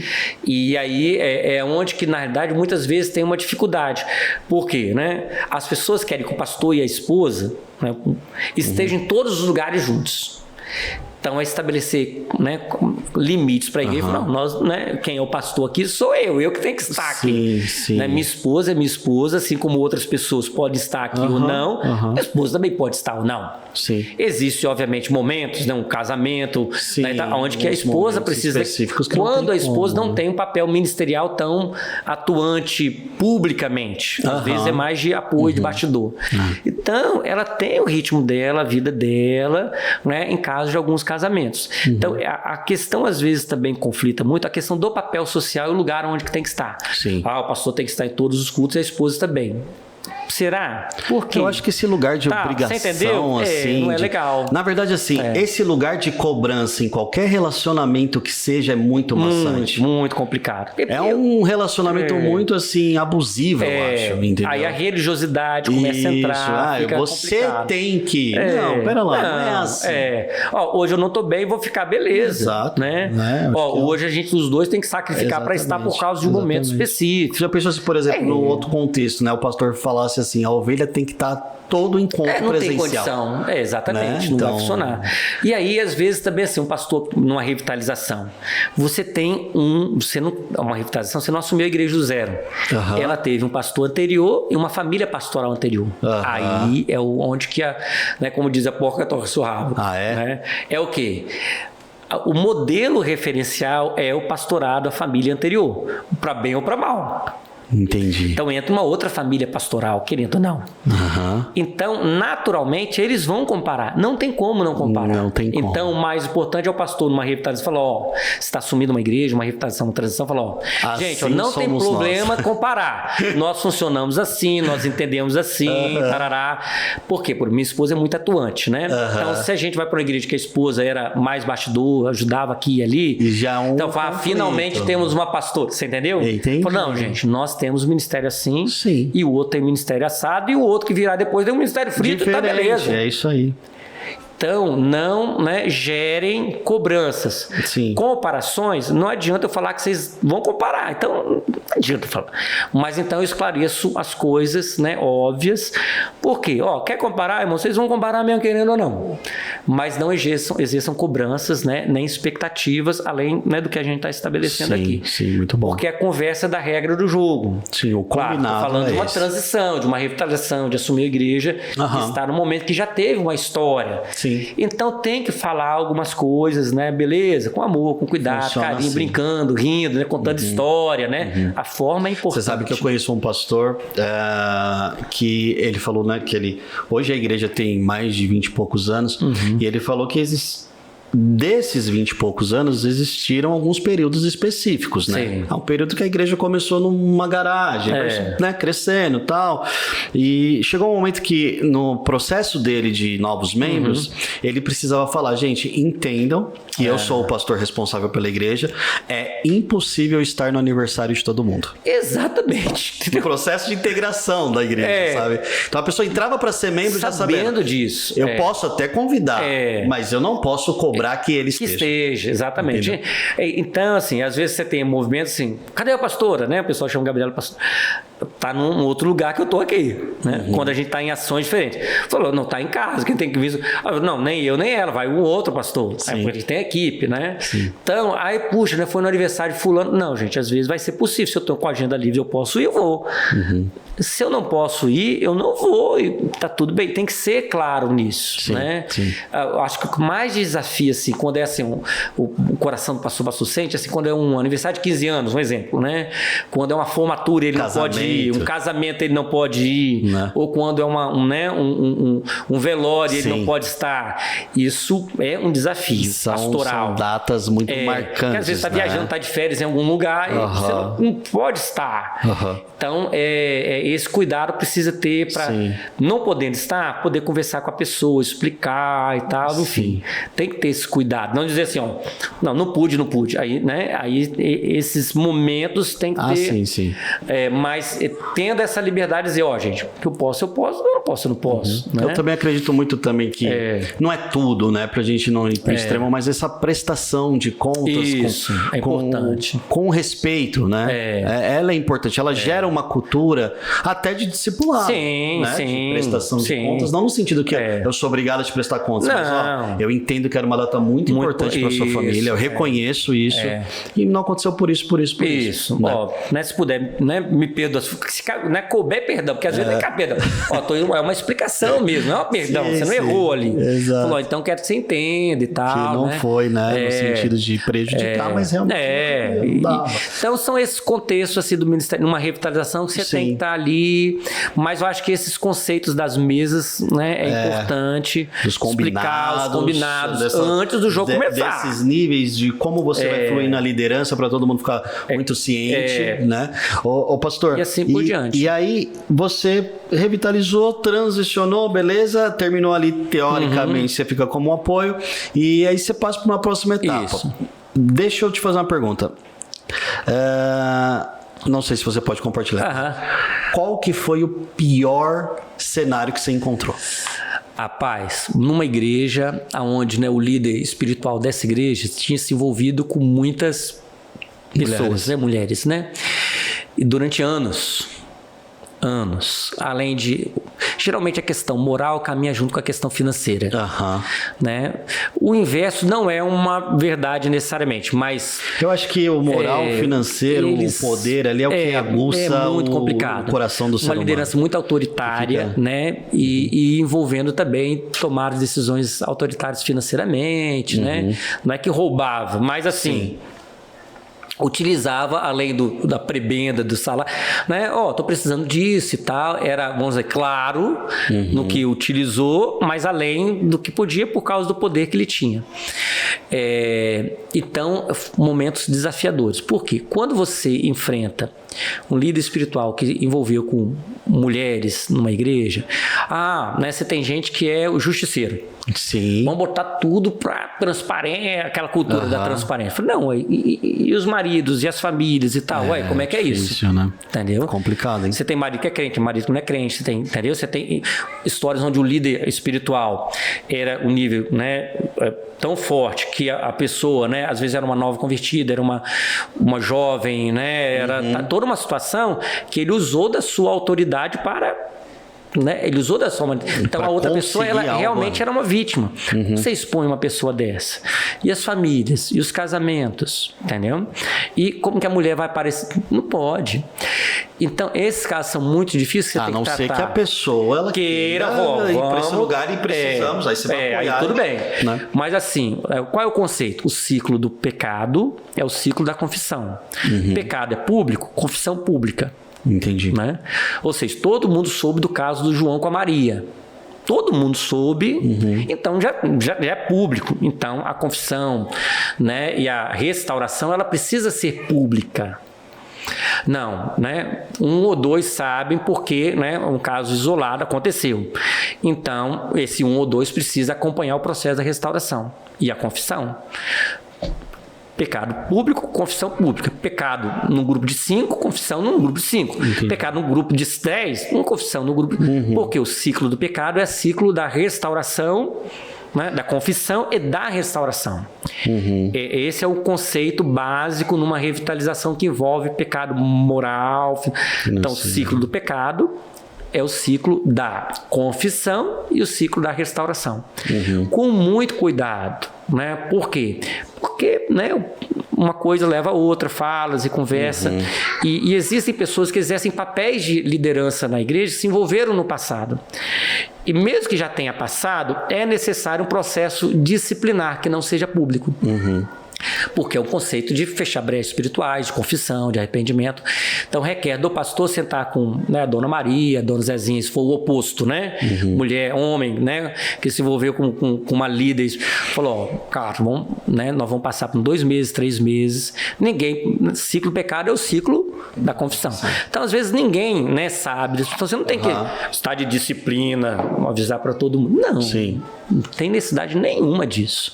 Esse processo disciplinar não precisa ser público. Sim. Ele pode ser individual, conversado, ó, distancia aqui 2, 3 meses, vamos fazer uns movimentos, né? E você vai estar sendo acompanhado durante esse tempo, orando junto, conversando, entendendo isso, se arrependendo.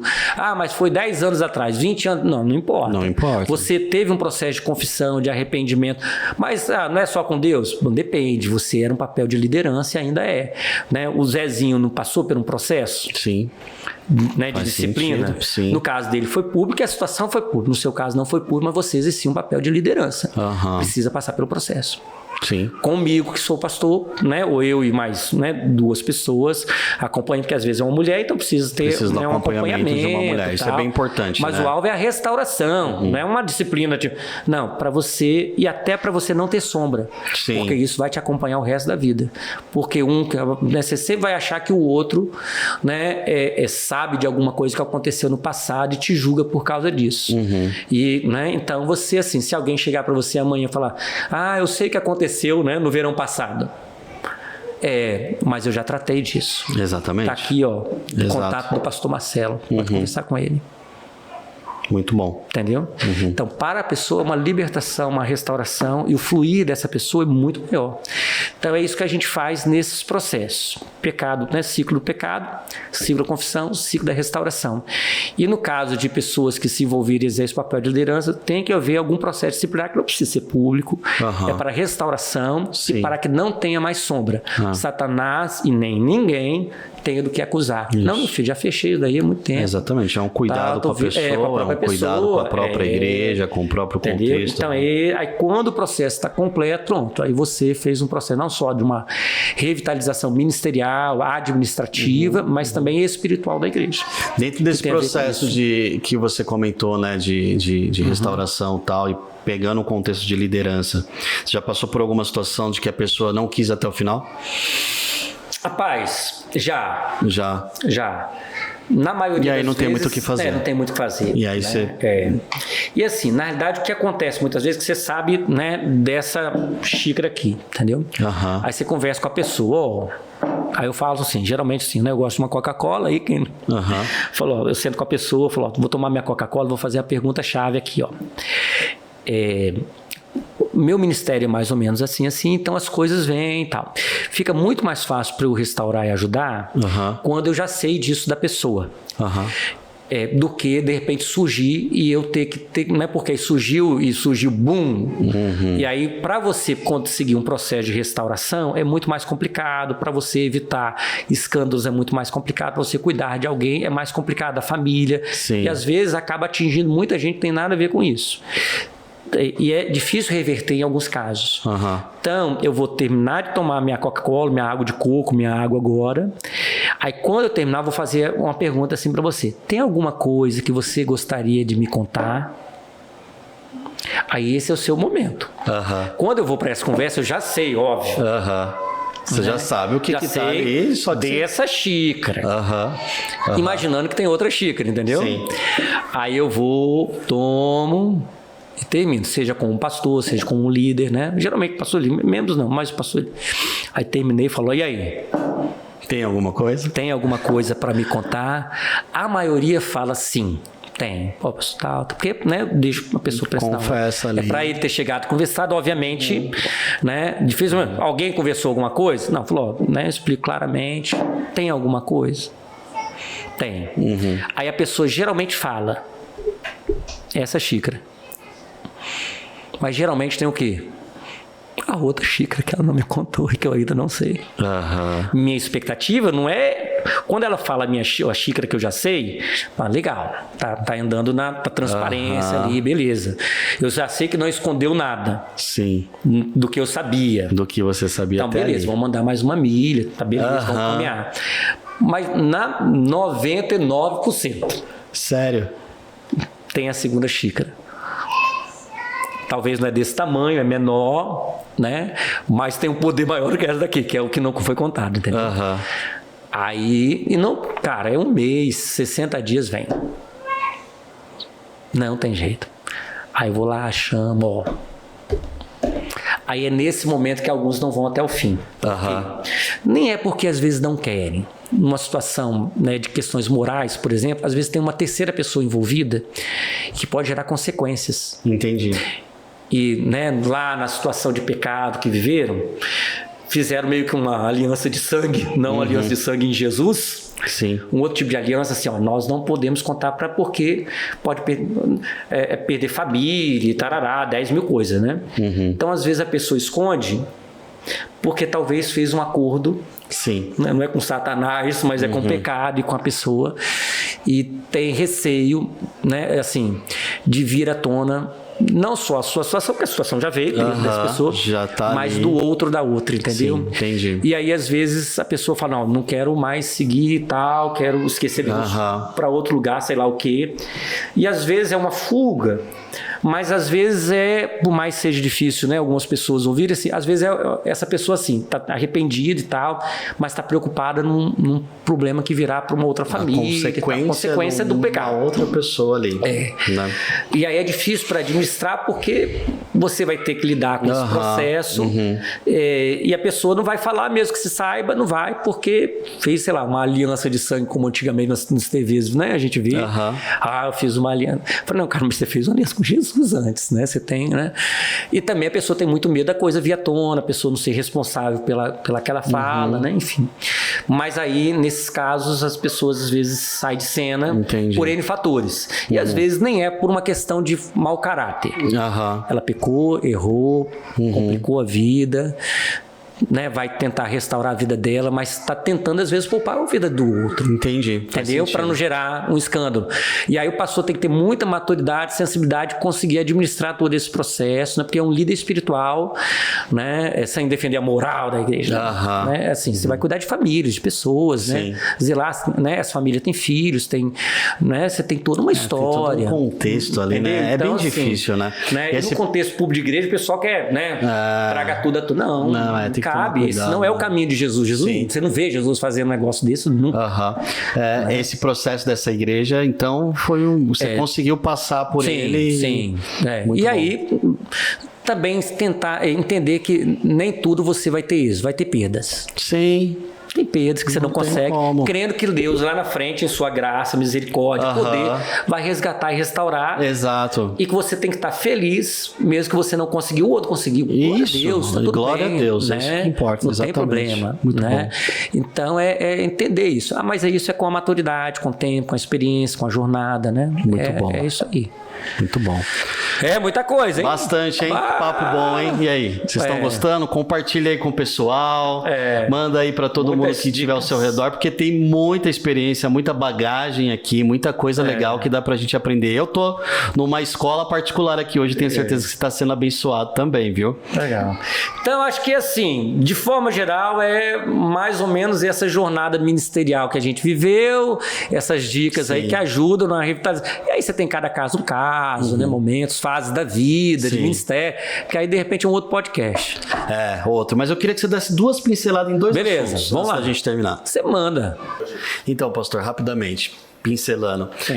Primeira coisa que eu queria compartilhar com o pessoal, a gente tem visto muito, né, essa questão da grande comissão, das igrejas falando da importância do discipulado. O que seria viver discipulado?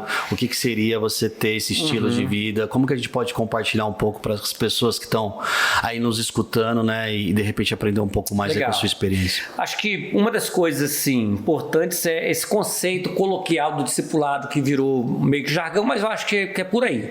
Discipulado é vida na vida, né? A vida que eu tenho em Cristo, que eu recebi, né, dos depósitos de Deus em minha vida. transferir, ministrar para a vida de um outro irmão, né, uma outra irmã, enfim, levando essa pessoa à maturidade. Então, discipulado é um processo de maturidade. Eu gosto da linguagem do apóstolo João, filhinhos, jovens e pais, né? Então, você tem um processo de discipulado que é para o pré-filhinho, que é uma evangelização, levar a pessoa a Cristo. Sim. Depois, essa pessoa que é um pré-filhinho, está no processo ali de gestação espiritual, né, vai passar o processo discipulado de um filhinho, né, sentindo filhinho amado. Sim.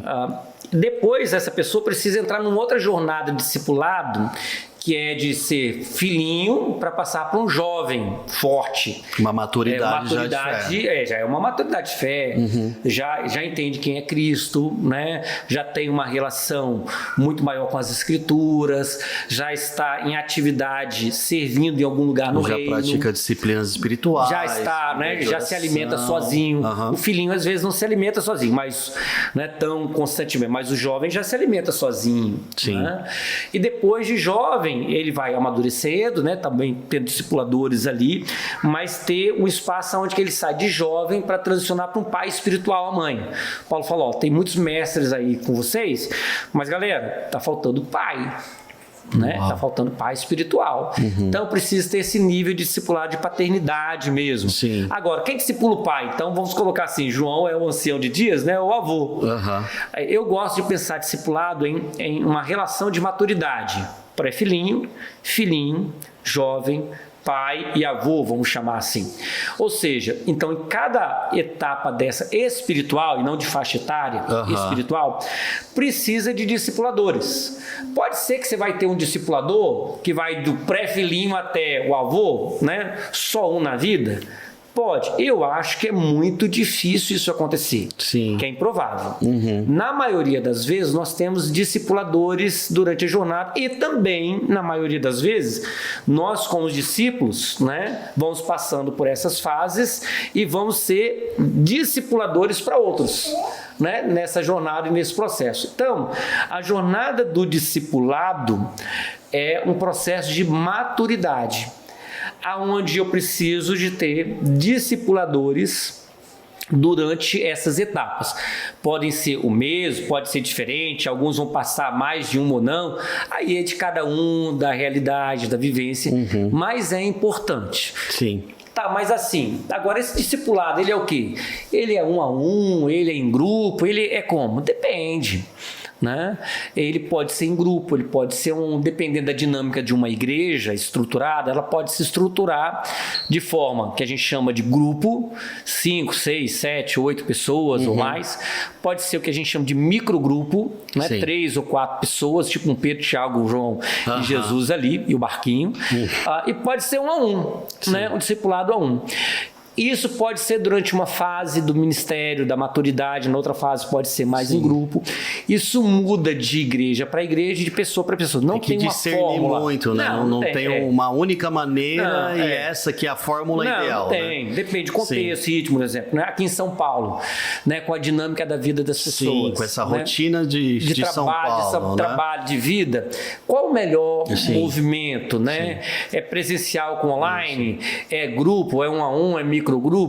É muito diferente de uma realidade para outra. Uma igreja local é de bairro, outra é da cidade, entendeu? Sim, o legal da consultoria lá com você, lá com a Visionar, foi isso, que a gente teve as experiências de algumas maneiras de fazer para depois implementar isso para a igreja. Excelente. Então a gente teve experiência individual, experiência em mini grupo, experiência em grupo, né? Até que a gente encontrou o que para nós, para esse momento também, que pode ser que daqui que amanhã um tempo mude, né? Tá se encaixando, né? Então, o que a gente orienta?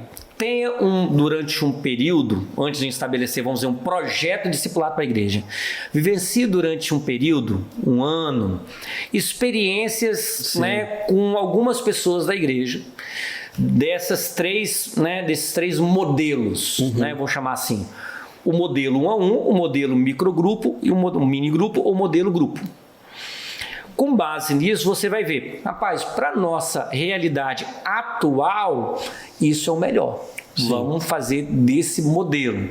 Para quem? Para filhinhos, pré-filhinhos, né, jovens espirituais, pais e assim por diante. Aí se lança o quê? Que a gente chama de trilho. Discipulado é material? Não.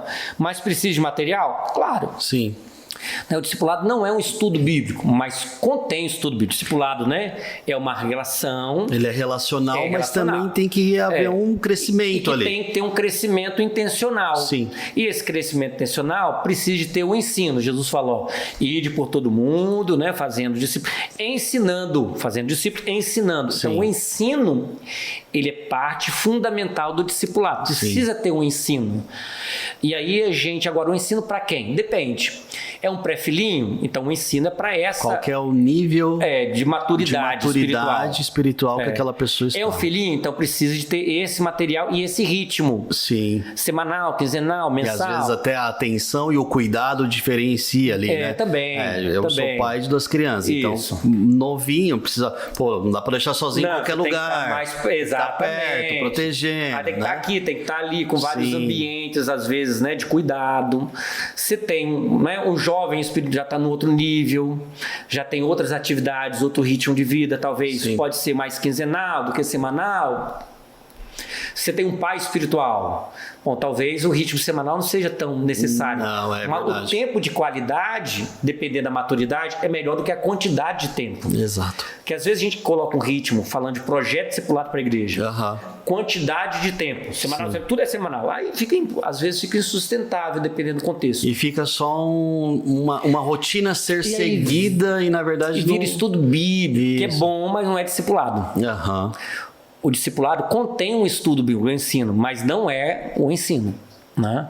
E aí, quando você vai aumentando o nível de maturidade, o tempo de qualidade se torna mais importante do que a quantidade de tempo. Uau! Ou seja, semanal você pode quinzenal e, dependendo do contexto, até mensal, com muita qualidade, um pai espiritual ou um avô, resolve 10 mil coisas. Por causa da maturidade. Então, um é o modelo, o outro é o ritmo. E o outro é a trilha de discipulado, o próprio material. Né? Então, qual é a trilha que eu vou estabelecer para um novo convertido? Né? Para um filhinho. Pré-filhinho para o filhinho. Do pré-filhinho filhinho vai ter uma trilha até o batismo, um exemplo. Depois do batismo, então tem uma trilha que vai conter isso até tal etapa. Depois e assim por diante. É um caminho, né? Uma jornada intencional. Com estações. Né? Pega um trilho de trem. Tem estações. Daqui chegou nessa estação. E agora? Algumas pessoas vão seguir, a maioria, outras não. Então tem dessa estação do filhinho até o jovem espiritual, o nome que quiser dar, vai ser, né, esse trilho aqui, vai ser nesse ritmo, tal. E dessa outra estação até se tornar um pai espiritual. Talvez é um trilho mais longo, até chegar lá na estação, né, seguinte, porque tem estação que é mais curta, tem estação que é mais longa. Então até chegar numa outra estação, né, do metrô, a estação demora mais, mas, né, requer um ritmo assim, um tempo assado, Ok, chegou na estação. Aí vai para uma outra estação do metrô. Até que chegou na estação final, beleza. Também a estação não é infinita, o crescimento é infinito, mas o processo intencional de trilha e tal não é infinito. Chega um momento que a relação ela não precisa mais de tanto estrutura. Já virou uma relação. Já virou algo, né, normal ali. Normal, e aí é uma caminhada que também o discípulo já está bem ali com o discipulador numa jornada de avós, de pais. Né? Aí é um outro tipo de relação. E acho que vai acontecendo também aquilo que você comentou um pouquinho da sua experiência. Vão aparecendo novas pessoas, né? Como você falou, dificilmente vai ser uma que vai te acompanhar do início da sua trajetória até você se tornar ali um pai também, um discipulador, alguém que vai discipular, né? Porque isso depende muito da maturidade do discipulador. Porque ele pode reter o discípulo para ele.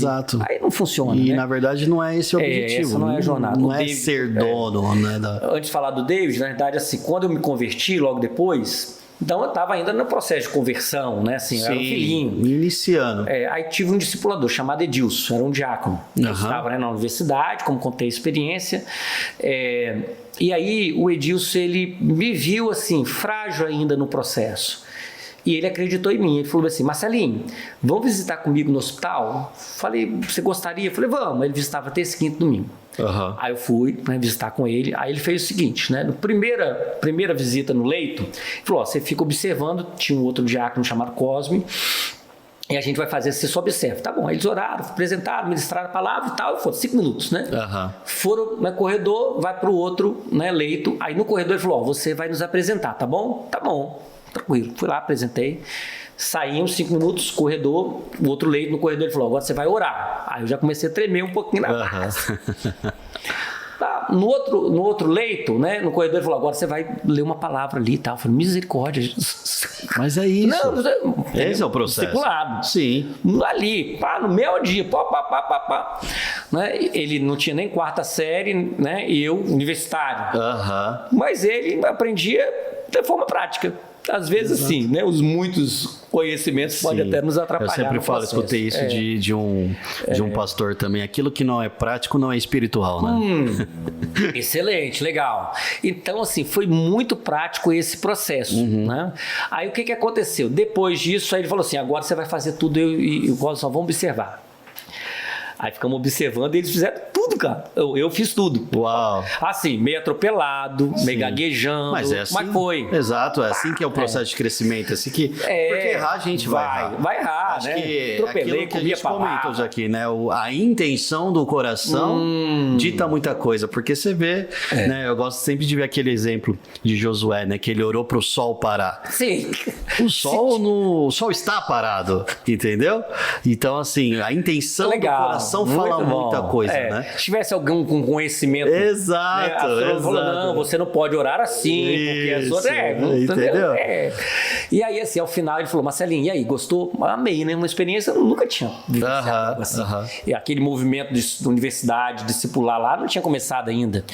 E aí, assim, eu falei, pá. Aí ele falou assim, ó, você quer continuar? Quero.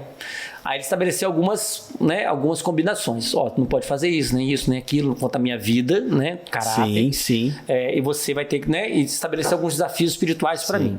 Então, esse é o nível de discipulado que o Edilson teve. Muito bom. Durante a jornada, eu tive outros discipuladores, né? Pastores que me discipularam, homens que me discipularam em outras áreas da minha vida.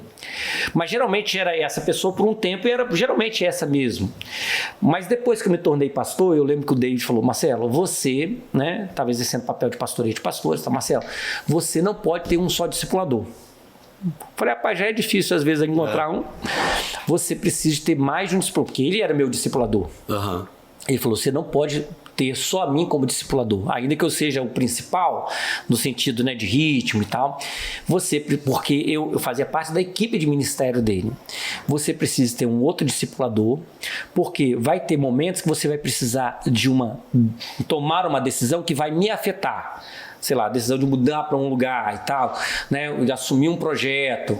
Sim. E eu não vou ser imparcial. Ó, a maturidade. Eu não vou ser imparcial. Não tem como, por mais que eu queira, eu vou pensar. Você é da minha equipe. Eu vou pensar em mim, no projeto que Deus me deu. Exato. Então você precisa de uma outra voz que seja imparcial. Isso. Você precisa de uma outra voz quando eu não for imparcial. Muito bom. Aí.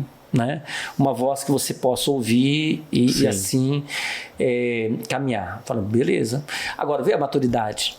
Né? Você precisa de um outro discipulador para quando você... Carregou para ele, segurou ali, né? E a gente precisa, por quê? Porque, claro, numa fase do ministério, filhinho, vamos dizer, um filhinho, né? A gente vê, né, pais que sofrem influência de avós, tios. Aí você tem que, na verdade, assim, não, quem é o pai aqui sou eu, quem é a mãe sou eu. Isso. Então não pode ter interferências, né? Porque senão fica complicado. Mas quando se torna jovem, você que é pai, meus filhos estão nessa fase. Eu não consigo dar tudo que eles precisam. Eles estão numa outra fase. Sim. Outros conhecimentos. Então, você precisa de outras figuras exato. que vão te ajudar para um caminho seguro quando eu não conseguir ouvir. Você tem que tomar a decisão de ir para um outro lugar e tal. Falar, meu filho, você entendeu? Exatamente, né? Casou. Nem sábio é fazer isso, né? Eu tava escutando um pastor conhecido também, né? A nível brasileiro, e ele tem um filho jovem, e esse filho jovem se envolveu com outro ministério. Ok. E aí esse filho compartilhou, né? Falou, ó, eu chamei meu pai e falei, pai, tô me sentindo como eu nunca me senti na vida. Aí esse pai, que é pastor, né? Ele falou, você encontrou sua tribo. Pronto, legal. Entendeu? Então, eu não vou te segurar, eu não vou te falar, vem aqui, porque você tem que estar na igreja aqui comigo, né? É maturidade. É maturidade, porque não é sobre nós. Exatamente. Né? O filho casa, né? Ou a filha casa. Você é imparcial? Não é. Não tem como ser totalmente parcial. Não tem. Sim. O melhor que você seja puro de coração, nós não somos imparcial totalmente. Então precisamos de outras pessoas que entrem na jornada para caminhar. Ministério é a mesma coisa. Então acho que esse conceito de discipuladores e não de discípulo, a gente, né, no treinamento a gente fala que existem também outros tipos de discipuladores, né? Assim, não só de pessoas, mas de aspectos. Por exemplo, existem discipuladores que são ativos. O que é um discipulador ativo? É isso daqui. Você sabe que eu estou aqui e eu sei, e nós temos uma relação comprometida e temos tempo junto. É um discipulado ativo. Pode ser um discipulado mais pastoral, cuidado da vida, ou pode ser ministerial, mais focado no ministério, crescimento do ministério, na agenda ministerial. Então é importante você ter, em determinado momento da sua vida, 2 discipuladores. Um pensando mais no casamento e tal, que vai estar preocupado com isso. Não, mas eu tenho que ter uma viagem para fazer. Dizer, cara, não estou preocupado com isso, esse é outra pessoa que você vai ter que prestar conta. Hoje você tem que cuidar da sua família e tem que tomar a decisão assim. Né? E você tem uma questão de discipulado, vamos chamar mais ministerial, que vai te capacitar, orientar, levar a maturidade ministerial. Às vezes uma pessoa faz as dois papéis, outras vezes não. Isso é o discipulado ativo. Ok? Você tem dentro do discipulado ativo, discipulado mútuo. Chega um momento que você é um entre os iguais e precisa desse ombro a ombro, de compartilhar, né, batalhas, lutas da vida e tal. E a gente tem no MAP, por exemplo, né, que é um Ministério de Apoio a Pastores e Igrejas, grupos de pastoreio de pastores. Tem um facilitador? Tem, do grupo. Mas eles compartilham as lutas da vida deles, onde né, supre a vida do outro, ombro a ombro. Isso é discipulado ativo. Pastoral, ministerial, mútuo. Você tem um discipulado que ele é passivo. O que é um discipulado passivo? Eu gosto de, né, teologicamente, sei lá, de Hernandes Dias Lopes. Talvez você nunca conversou com o Hernandes Dias Lopes, mas você bebe dele. Você é uma relação de discipulado influenciado passivo. Ali. A pessoa, né, não sabe que você existe, não tem uma relação com você, mas você tem uma relação de modelagem com essa pessoa através de livros, vídeos, pontinho, pontinho, pontinho. Isso muito é discipulado passivo. Nós temos autores, né, dependendo da nossa área ministerial de vida, mas eu bebo desse cara aqui. Você está dizendo que ele é o seu discipulador. Ali. Exato. Ele não sabe que você existe. Uau. Talvez nunca vai encontrar com ele. Mas é um discipulado? Ele supre a questão do discipulado ativo? Não supre. É outra coisa. Entendeu? Mas é uma forma de discipulado passivo. Outra forma, tem um livro chamado Mentores Segundo o Coração de Deus, que é esse conceito de discipulado passivo. Mentores Segundo o Coração de Deus, que ele vai fazer assim, olha para a Bíblia, para a leitura Bíblia, com essa percepção de discipulado passivo. Ou seja, o que Jeremias faria no meu lugar? Muito bom isso. O que Davi fazia? Aí você vai como que eu posso ser discipulado passivamente pelos caras da Bíblia? Então vou fazer uma leitura não de capítulos, né? Vou fazer uma outra leitura diária da Bíblia de mentoria. Cara, eu vou passar um mês com Davi.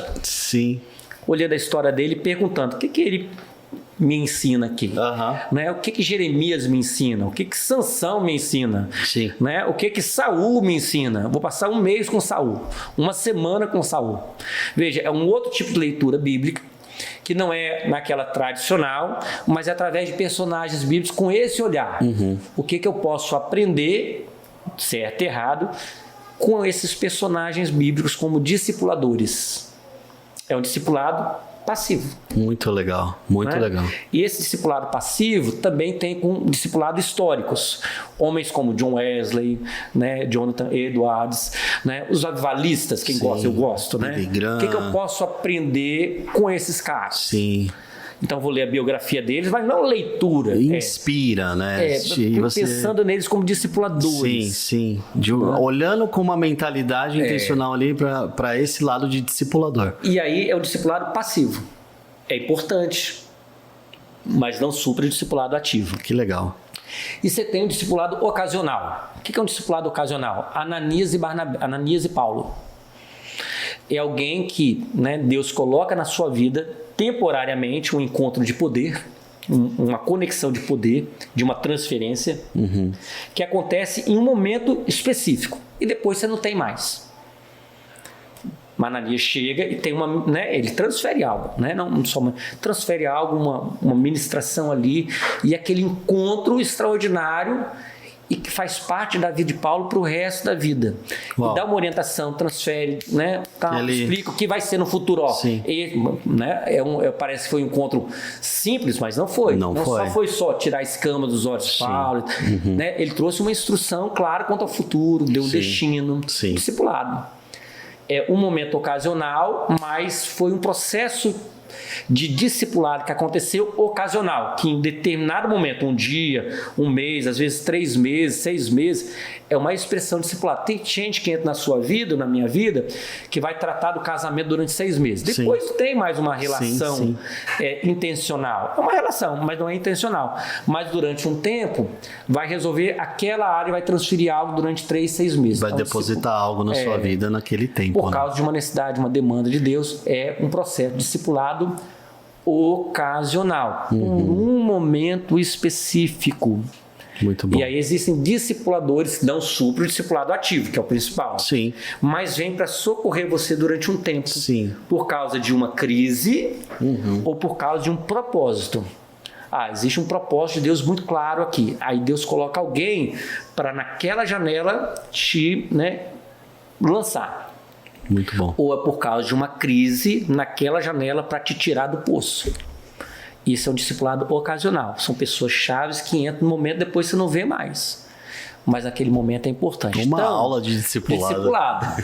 Então não é só material, um grupo e pronto. Não é só muito se além. Encontrar ali. E o mais importante, talvez, por que o discipulado é tão importante? Porque são através, geralmente, de pessoas que Deus te lança para próximas etapas. Não tem como. É aquilo que a gente estava conversando. Transferência, né? Não só de algo que ele recebeu, mas é transferência de você para uma outra etapa. Sim. Sem isso, dificilmente a pessoa vai para um outro nível, porque é uma conexão divina. Muito bom. Então, o discipulado é fundamental e é além do estudo por causa de tudo isso. Por isso Jesus falou. Exatamente isso que eu ia falar. Por isso que Jesus falou, o segredo é isso que vocês têm que fazer. Porque aí vocês vão crescer em maturidade, vão entrar em outras esferas, em outras etapas. Isso é fundamental. A influência sobre a cultura, nações e tudo mais, né? Tudo Bem daí. Discipulado. Muito bom. Então, acho que isso dá uma visão geral do processo de discipulado. Sim. Agora, aprender com quem já faz. Exato. Né? Seja com organizações, ministérios, por exemplo, Envisionar. A própria Envisionar que você atua lá, né? Passa o tempo ali, aprende, né? Sim. Vamos lá. Mas já sei muito. Mas, de repente, tem coisas até para o pessoal que está escutando a gente, se vocês não conhecem a Envisionar, eles fazem um trabalho muito específico, né, de consultoria sobre discipulado para igrejas. Vale a pena consultar, vale a pena conhecer. Né? Eu, por exemplo, a gente viveu isso na nossa igreja local, fez muita diferença. E aí você vai com alguém experiente te orientando aqui e ali, mas deixando a liberdade da tomada de decisão final com o líder, pastor e com a pessoa. Sim, né? porque é aquilo, né? Não é engessado. Não a igreja precisa entender o modelo que serve para ela. O que não é discipulado? É o que Saul fez com Davi. Vou pegar minha armadura e colocar em você. Isso não é discipulado. Isso não é discipulado, exatamente. Entendeu? Não é discipulado. Muito bom. Então, isso é muito cuidado com aquilo que não é discipulado. Isso. Né? Não é estudo, ainda que contém, não é armadura, não é modelo assim, veste aí e se vira. Sim. Vai lutar. Não é só o café ainda que contém os momentos de comunhão. Exatamente. E de relacionamento. Não é só mesa ali, né, um cafezinho pra gente não cair para um extremo, né? Porque tem prestação de conta. Exato. Entendeu? Existe muito isso, né? Ele leva você para esse lugar de comunhão, mas com um propósito de tratar caráter, com um propósito de crescimento, de estudo. Porque é um relacionamento. Exatamente. Vai ter relacionamento sem comunhão. Exatamente. Né? Mas o relacionamento não é um fim em si mesmo. Existe algo maior. Sim. É um propósito no reino de Deus para a gente alcançar. É um ministério, é um serviço que a gente tem que realizar no reino, que é via relacionamento. Mas o relacionamento não é um fim em si mesmo. Exatamente. Né? Pastor, segunda coisa eu queria, pra gente até finalizar, quero te agradecer demais. Foi muito bom estar contigo. Boa demais. Aprendi demais. Você que escutou, eu tenho certeza que isso aqui foi uma escola pra você. E então, compartilha com outras pessoas também. Leve esse conteúdo para outras pessoas. Que Deus abençoe grandemente você, sua chamada, seus filhos, os netos aí, a neta e os netos que estão por vir, né? Que estão por vir, né? Que vocês venham viver sempre o melhor de Deus mesmo, daquilo que Ele tem para vocês. E ainda só falando de discipulado, né? Uma coisa assim, né? Na transição de Rondônia para o Rio Grande do Sul, na época de pandemia, você vê o discipulador, né? Na transição, na verdade, de Vitória para Rondônia. Quando você foi lá para aquele lugar, momento, né? E que depois, tinha lá a clínica para né, nosso filho, e depois de Rondônia para o Rio Grande do Sul. Então, antes era uma mudança grande, né? Sim. E aí eu consultei várias pessoas, né? Que é o conceito de faróis. O que é o faróis para tomar decisão? É o navio. Tem muito a ver com discipular. É o navio quando vai atracar no porto. Quando não tem pedra, você tem somente o farol para dizer onde que é o porto. Mas se tem pedras no meio, você geralmente tem portos, né, onde tem mais de um farol. Sim. Como que o navio vai atracar de forma segura? Quando ele vê somente uma luz, mesmo tendo mais um farol. Ou seja, os faróis estão alinhados. Uau. Confirmação no coração de Deus é um farol, a paz. Né? Seu cônjuge é outro farol. Sim. Né? Não tem como ser para um lado ele para o outro. Seu líder é um outro farol, discipulador. A igreja onde você congrega dependente é um outro farol. Sim. Você tem faróis, precisa estar a maioria deles, os principais, alinhados. Né? Então a gente vai fazendo a consulta aqui. E uma dessas minhas mudanças, né, eu fui com o Josué, né? Falei, Josué, cara, tal. Né? A situação é essa. Foi na volta de Rondônia, na saída de Rondônia, Rio Grande do Sul. Né? Eu estava numa igreja, estava estável. Mas era pandemia, explodindo a pandemia. Então ia abrir mão de algo seguro para algo que né? Dependência de Deus total, né? Não tinha certeza num ambiente de insegurança. Aí Josué falou bem assim: Marcelo, ou isso é muito de Deus, ou isso é loucura total. Ou é um extremo ou é outro. Ou é outro, né? Então, assim, eu penso que uma vez que vocês estão todos aliados, confirmados, né? É mais provável que seja de Deus mesmo. Né? Mesmo numa decisão muito improvável. Essa palavra foi diferente das demais. Não que os outros foram errar, mas os outros ficaram muito mais preocupados. Mas ele assim, rapaz, isso tipo assim, tem que ser muito de Deus. Ou é uma loucura total. Sim. Mas ele me permitiu, né, me permitiu não só tomar a decisão, claro, mas assim, cara, tem que ser muito de Deus para fazer uma coisa dessa, mas assim, toma a decisão e a gente vai estar junto. Exato. Isso é um discipulador. Né? Ele mostra e traz assim algumas sacadas, assim, rapaz, é verdade, né? Te dando segurança para tomar a decisão, te levando a pensar. Mas é só fechando aí esse conceito discipulado de faróis que é importante. Muito bom, pastor. Muito bom mesmo. Então, obrigado mais uma vez. Eu queria que a outra pincelada aqui você pudesse orar, porque assim, a experiência que você teve com o seu filho foi muito... Eu lembro que quando você comentou a primeira vez comigo, né? A gente entrou em muito mais detalhes de como você acompanhou e de como você estava com ele ali, às vezes num momento, né? Querendo ou não, ele se envolveu né, com drogas ali, e você vendo isso, as coisas acontecendo. E eu lembro que quando você contou, eu pude sentir o amor de Deus Pai. Sabe? Legal. E eu sei que tem muitas pessoas que talvez estejam nos escutando que passam por esse mesmo desafio em casa. Seja um filho ali, talvez com a questão de vício ou qualquer outra coisa. Queria aproveitar para nesse final você orar por essas pessoas, né? Realmente, enquanto você conversava, o Espírito Santo ia me incomodando, porque eu sei que talvez tenham pais e mães aqui que talvez estão num lugar de como você se encontrou um dia. E eu creio que assim como o Senhor tinha uma saída, tinha um escape, tinha uma nova história, um recomeço para vocês, ele tem para todo mundo que está nos escutando também. E aí, falando para vocês, né, assim, abrace a crise e abrace, né, seu filho, esposa, na crise. Abrace de verdade. Às vezes a gente não abraça por causa de preocupações de outras pessoas que vão dizer, abrace. Nós tivemos o privilégio de, né, abraçar nosso filho. Eu ia, né, para as clínicas, terça, quinta e domingo eu ia.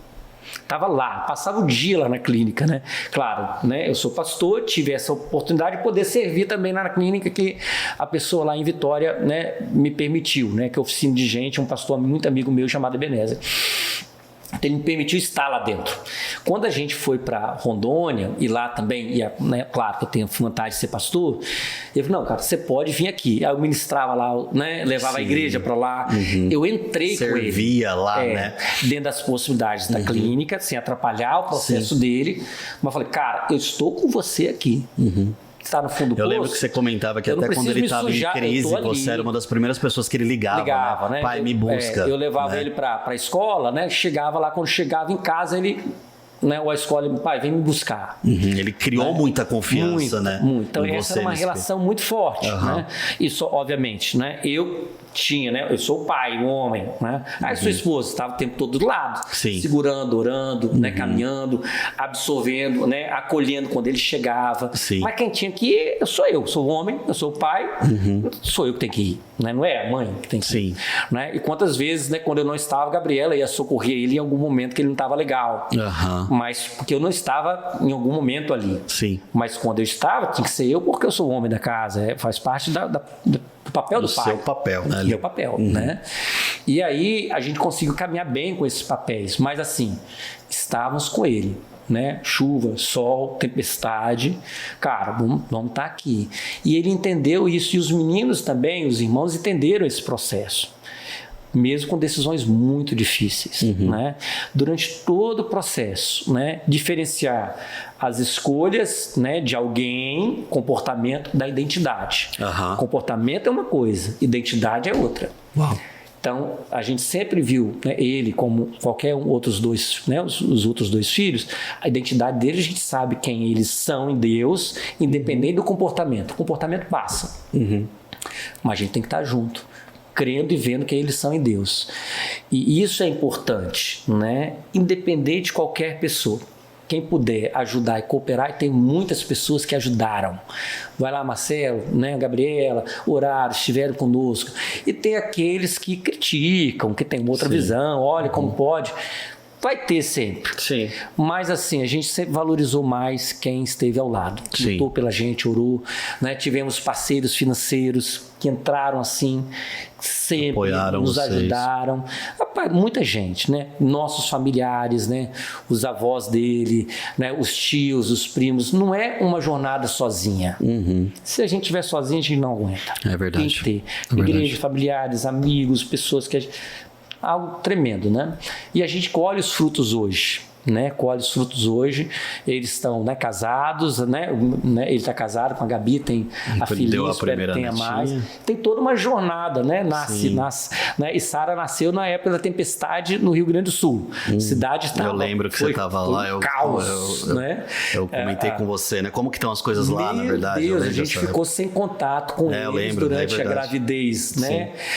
Da última etapa, último mês ali.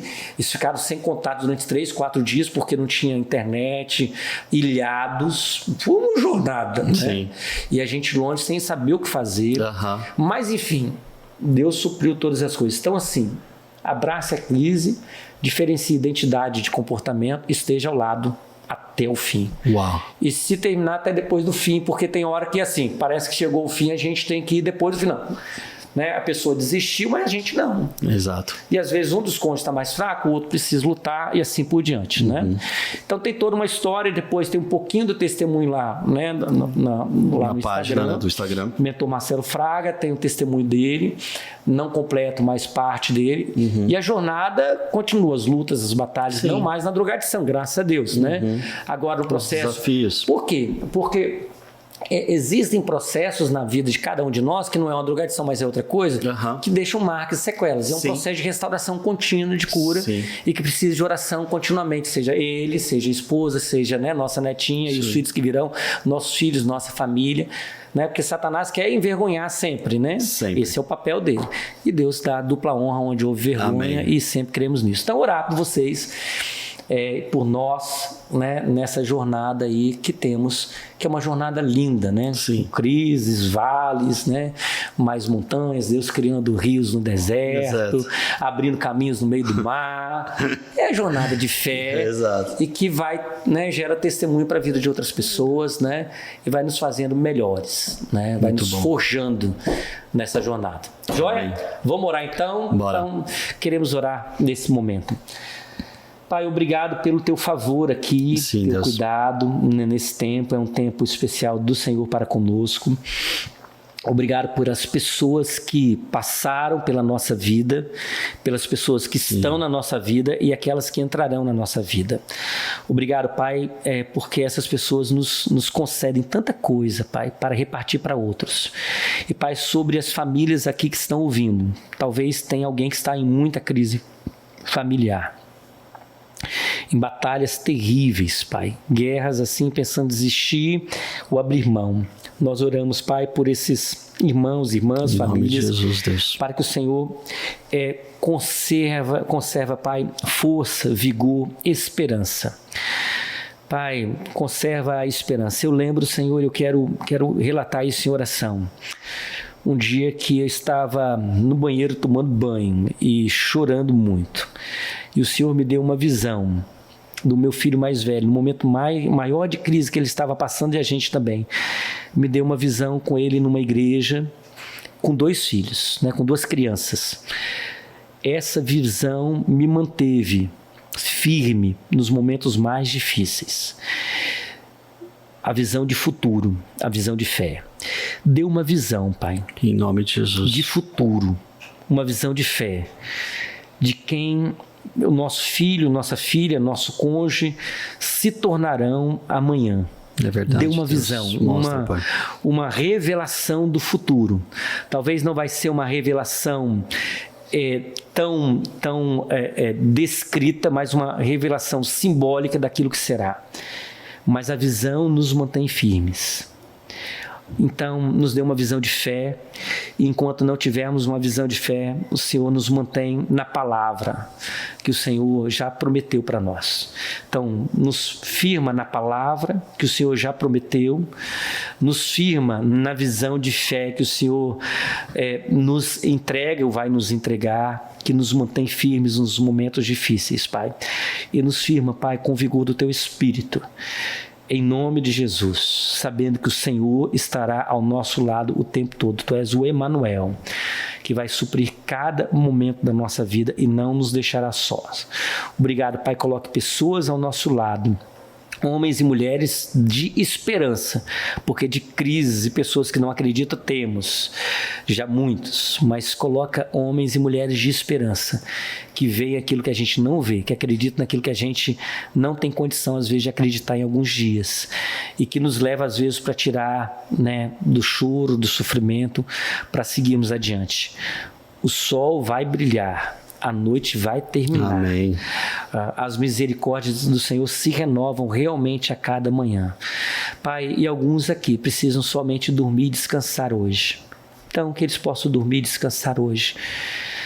Recobrar as forças amanhã para seguir, né, na luta, na batalha, até que a vitória aconteça, e vai acontecer. Em nome de Sim, Jesus. o sol da justiça vai brilhar, a estrela da manhã vai estar lá. E a gente vai celebrar como testemunho vivo para muitas gerações. Amém. O que o Senhor fez, em nome de Jesus. Amém. Amém. Amém. Amém. Amém. Amém. Em nome de Jesus. Pastor, obrigado. Maravilha. Obrigado Rafa, mesmo. Deus te abençoe. Amém. Viu? Deus abençoe vocês Deus abençoe. também. Amém.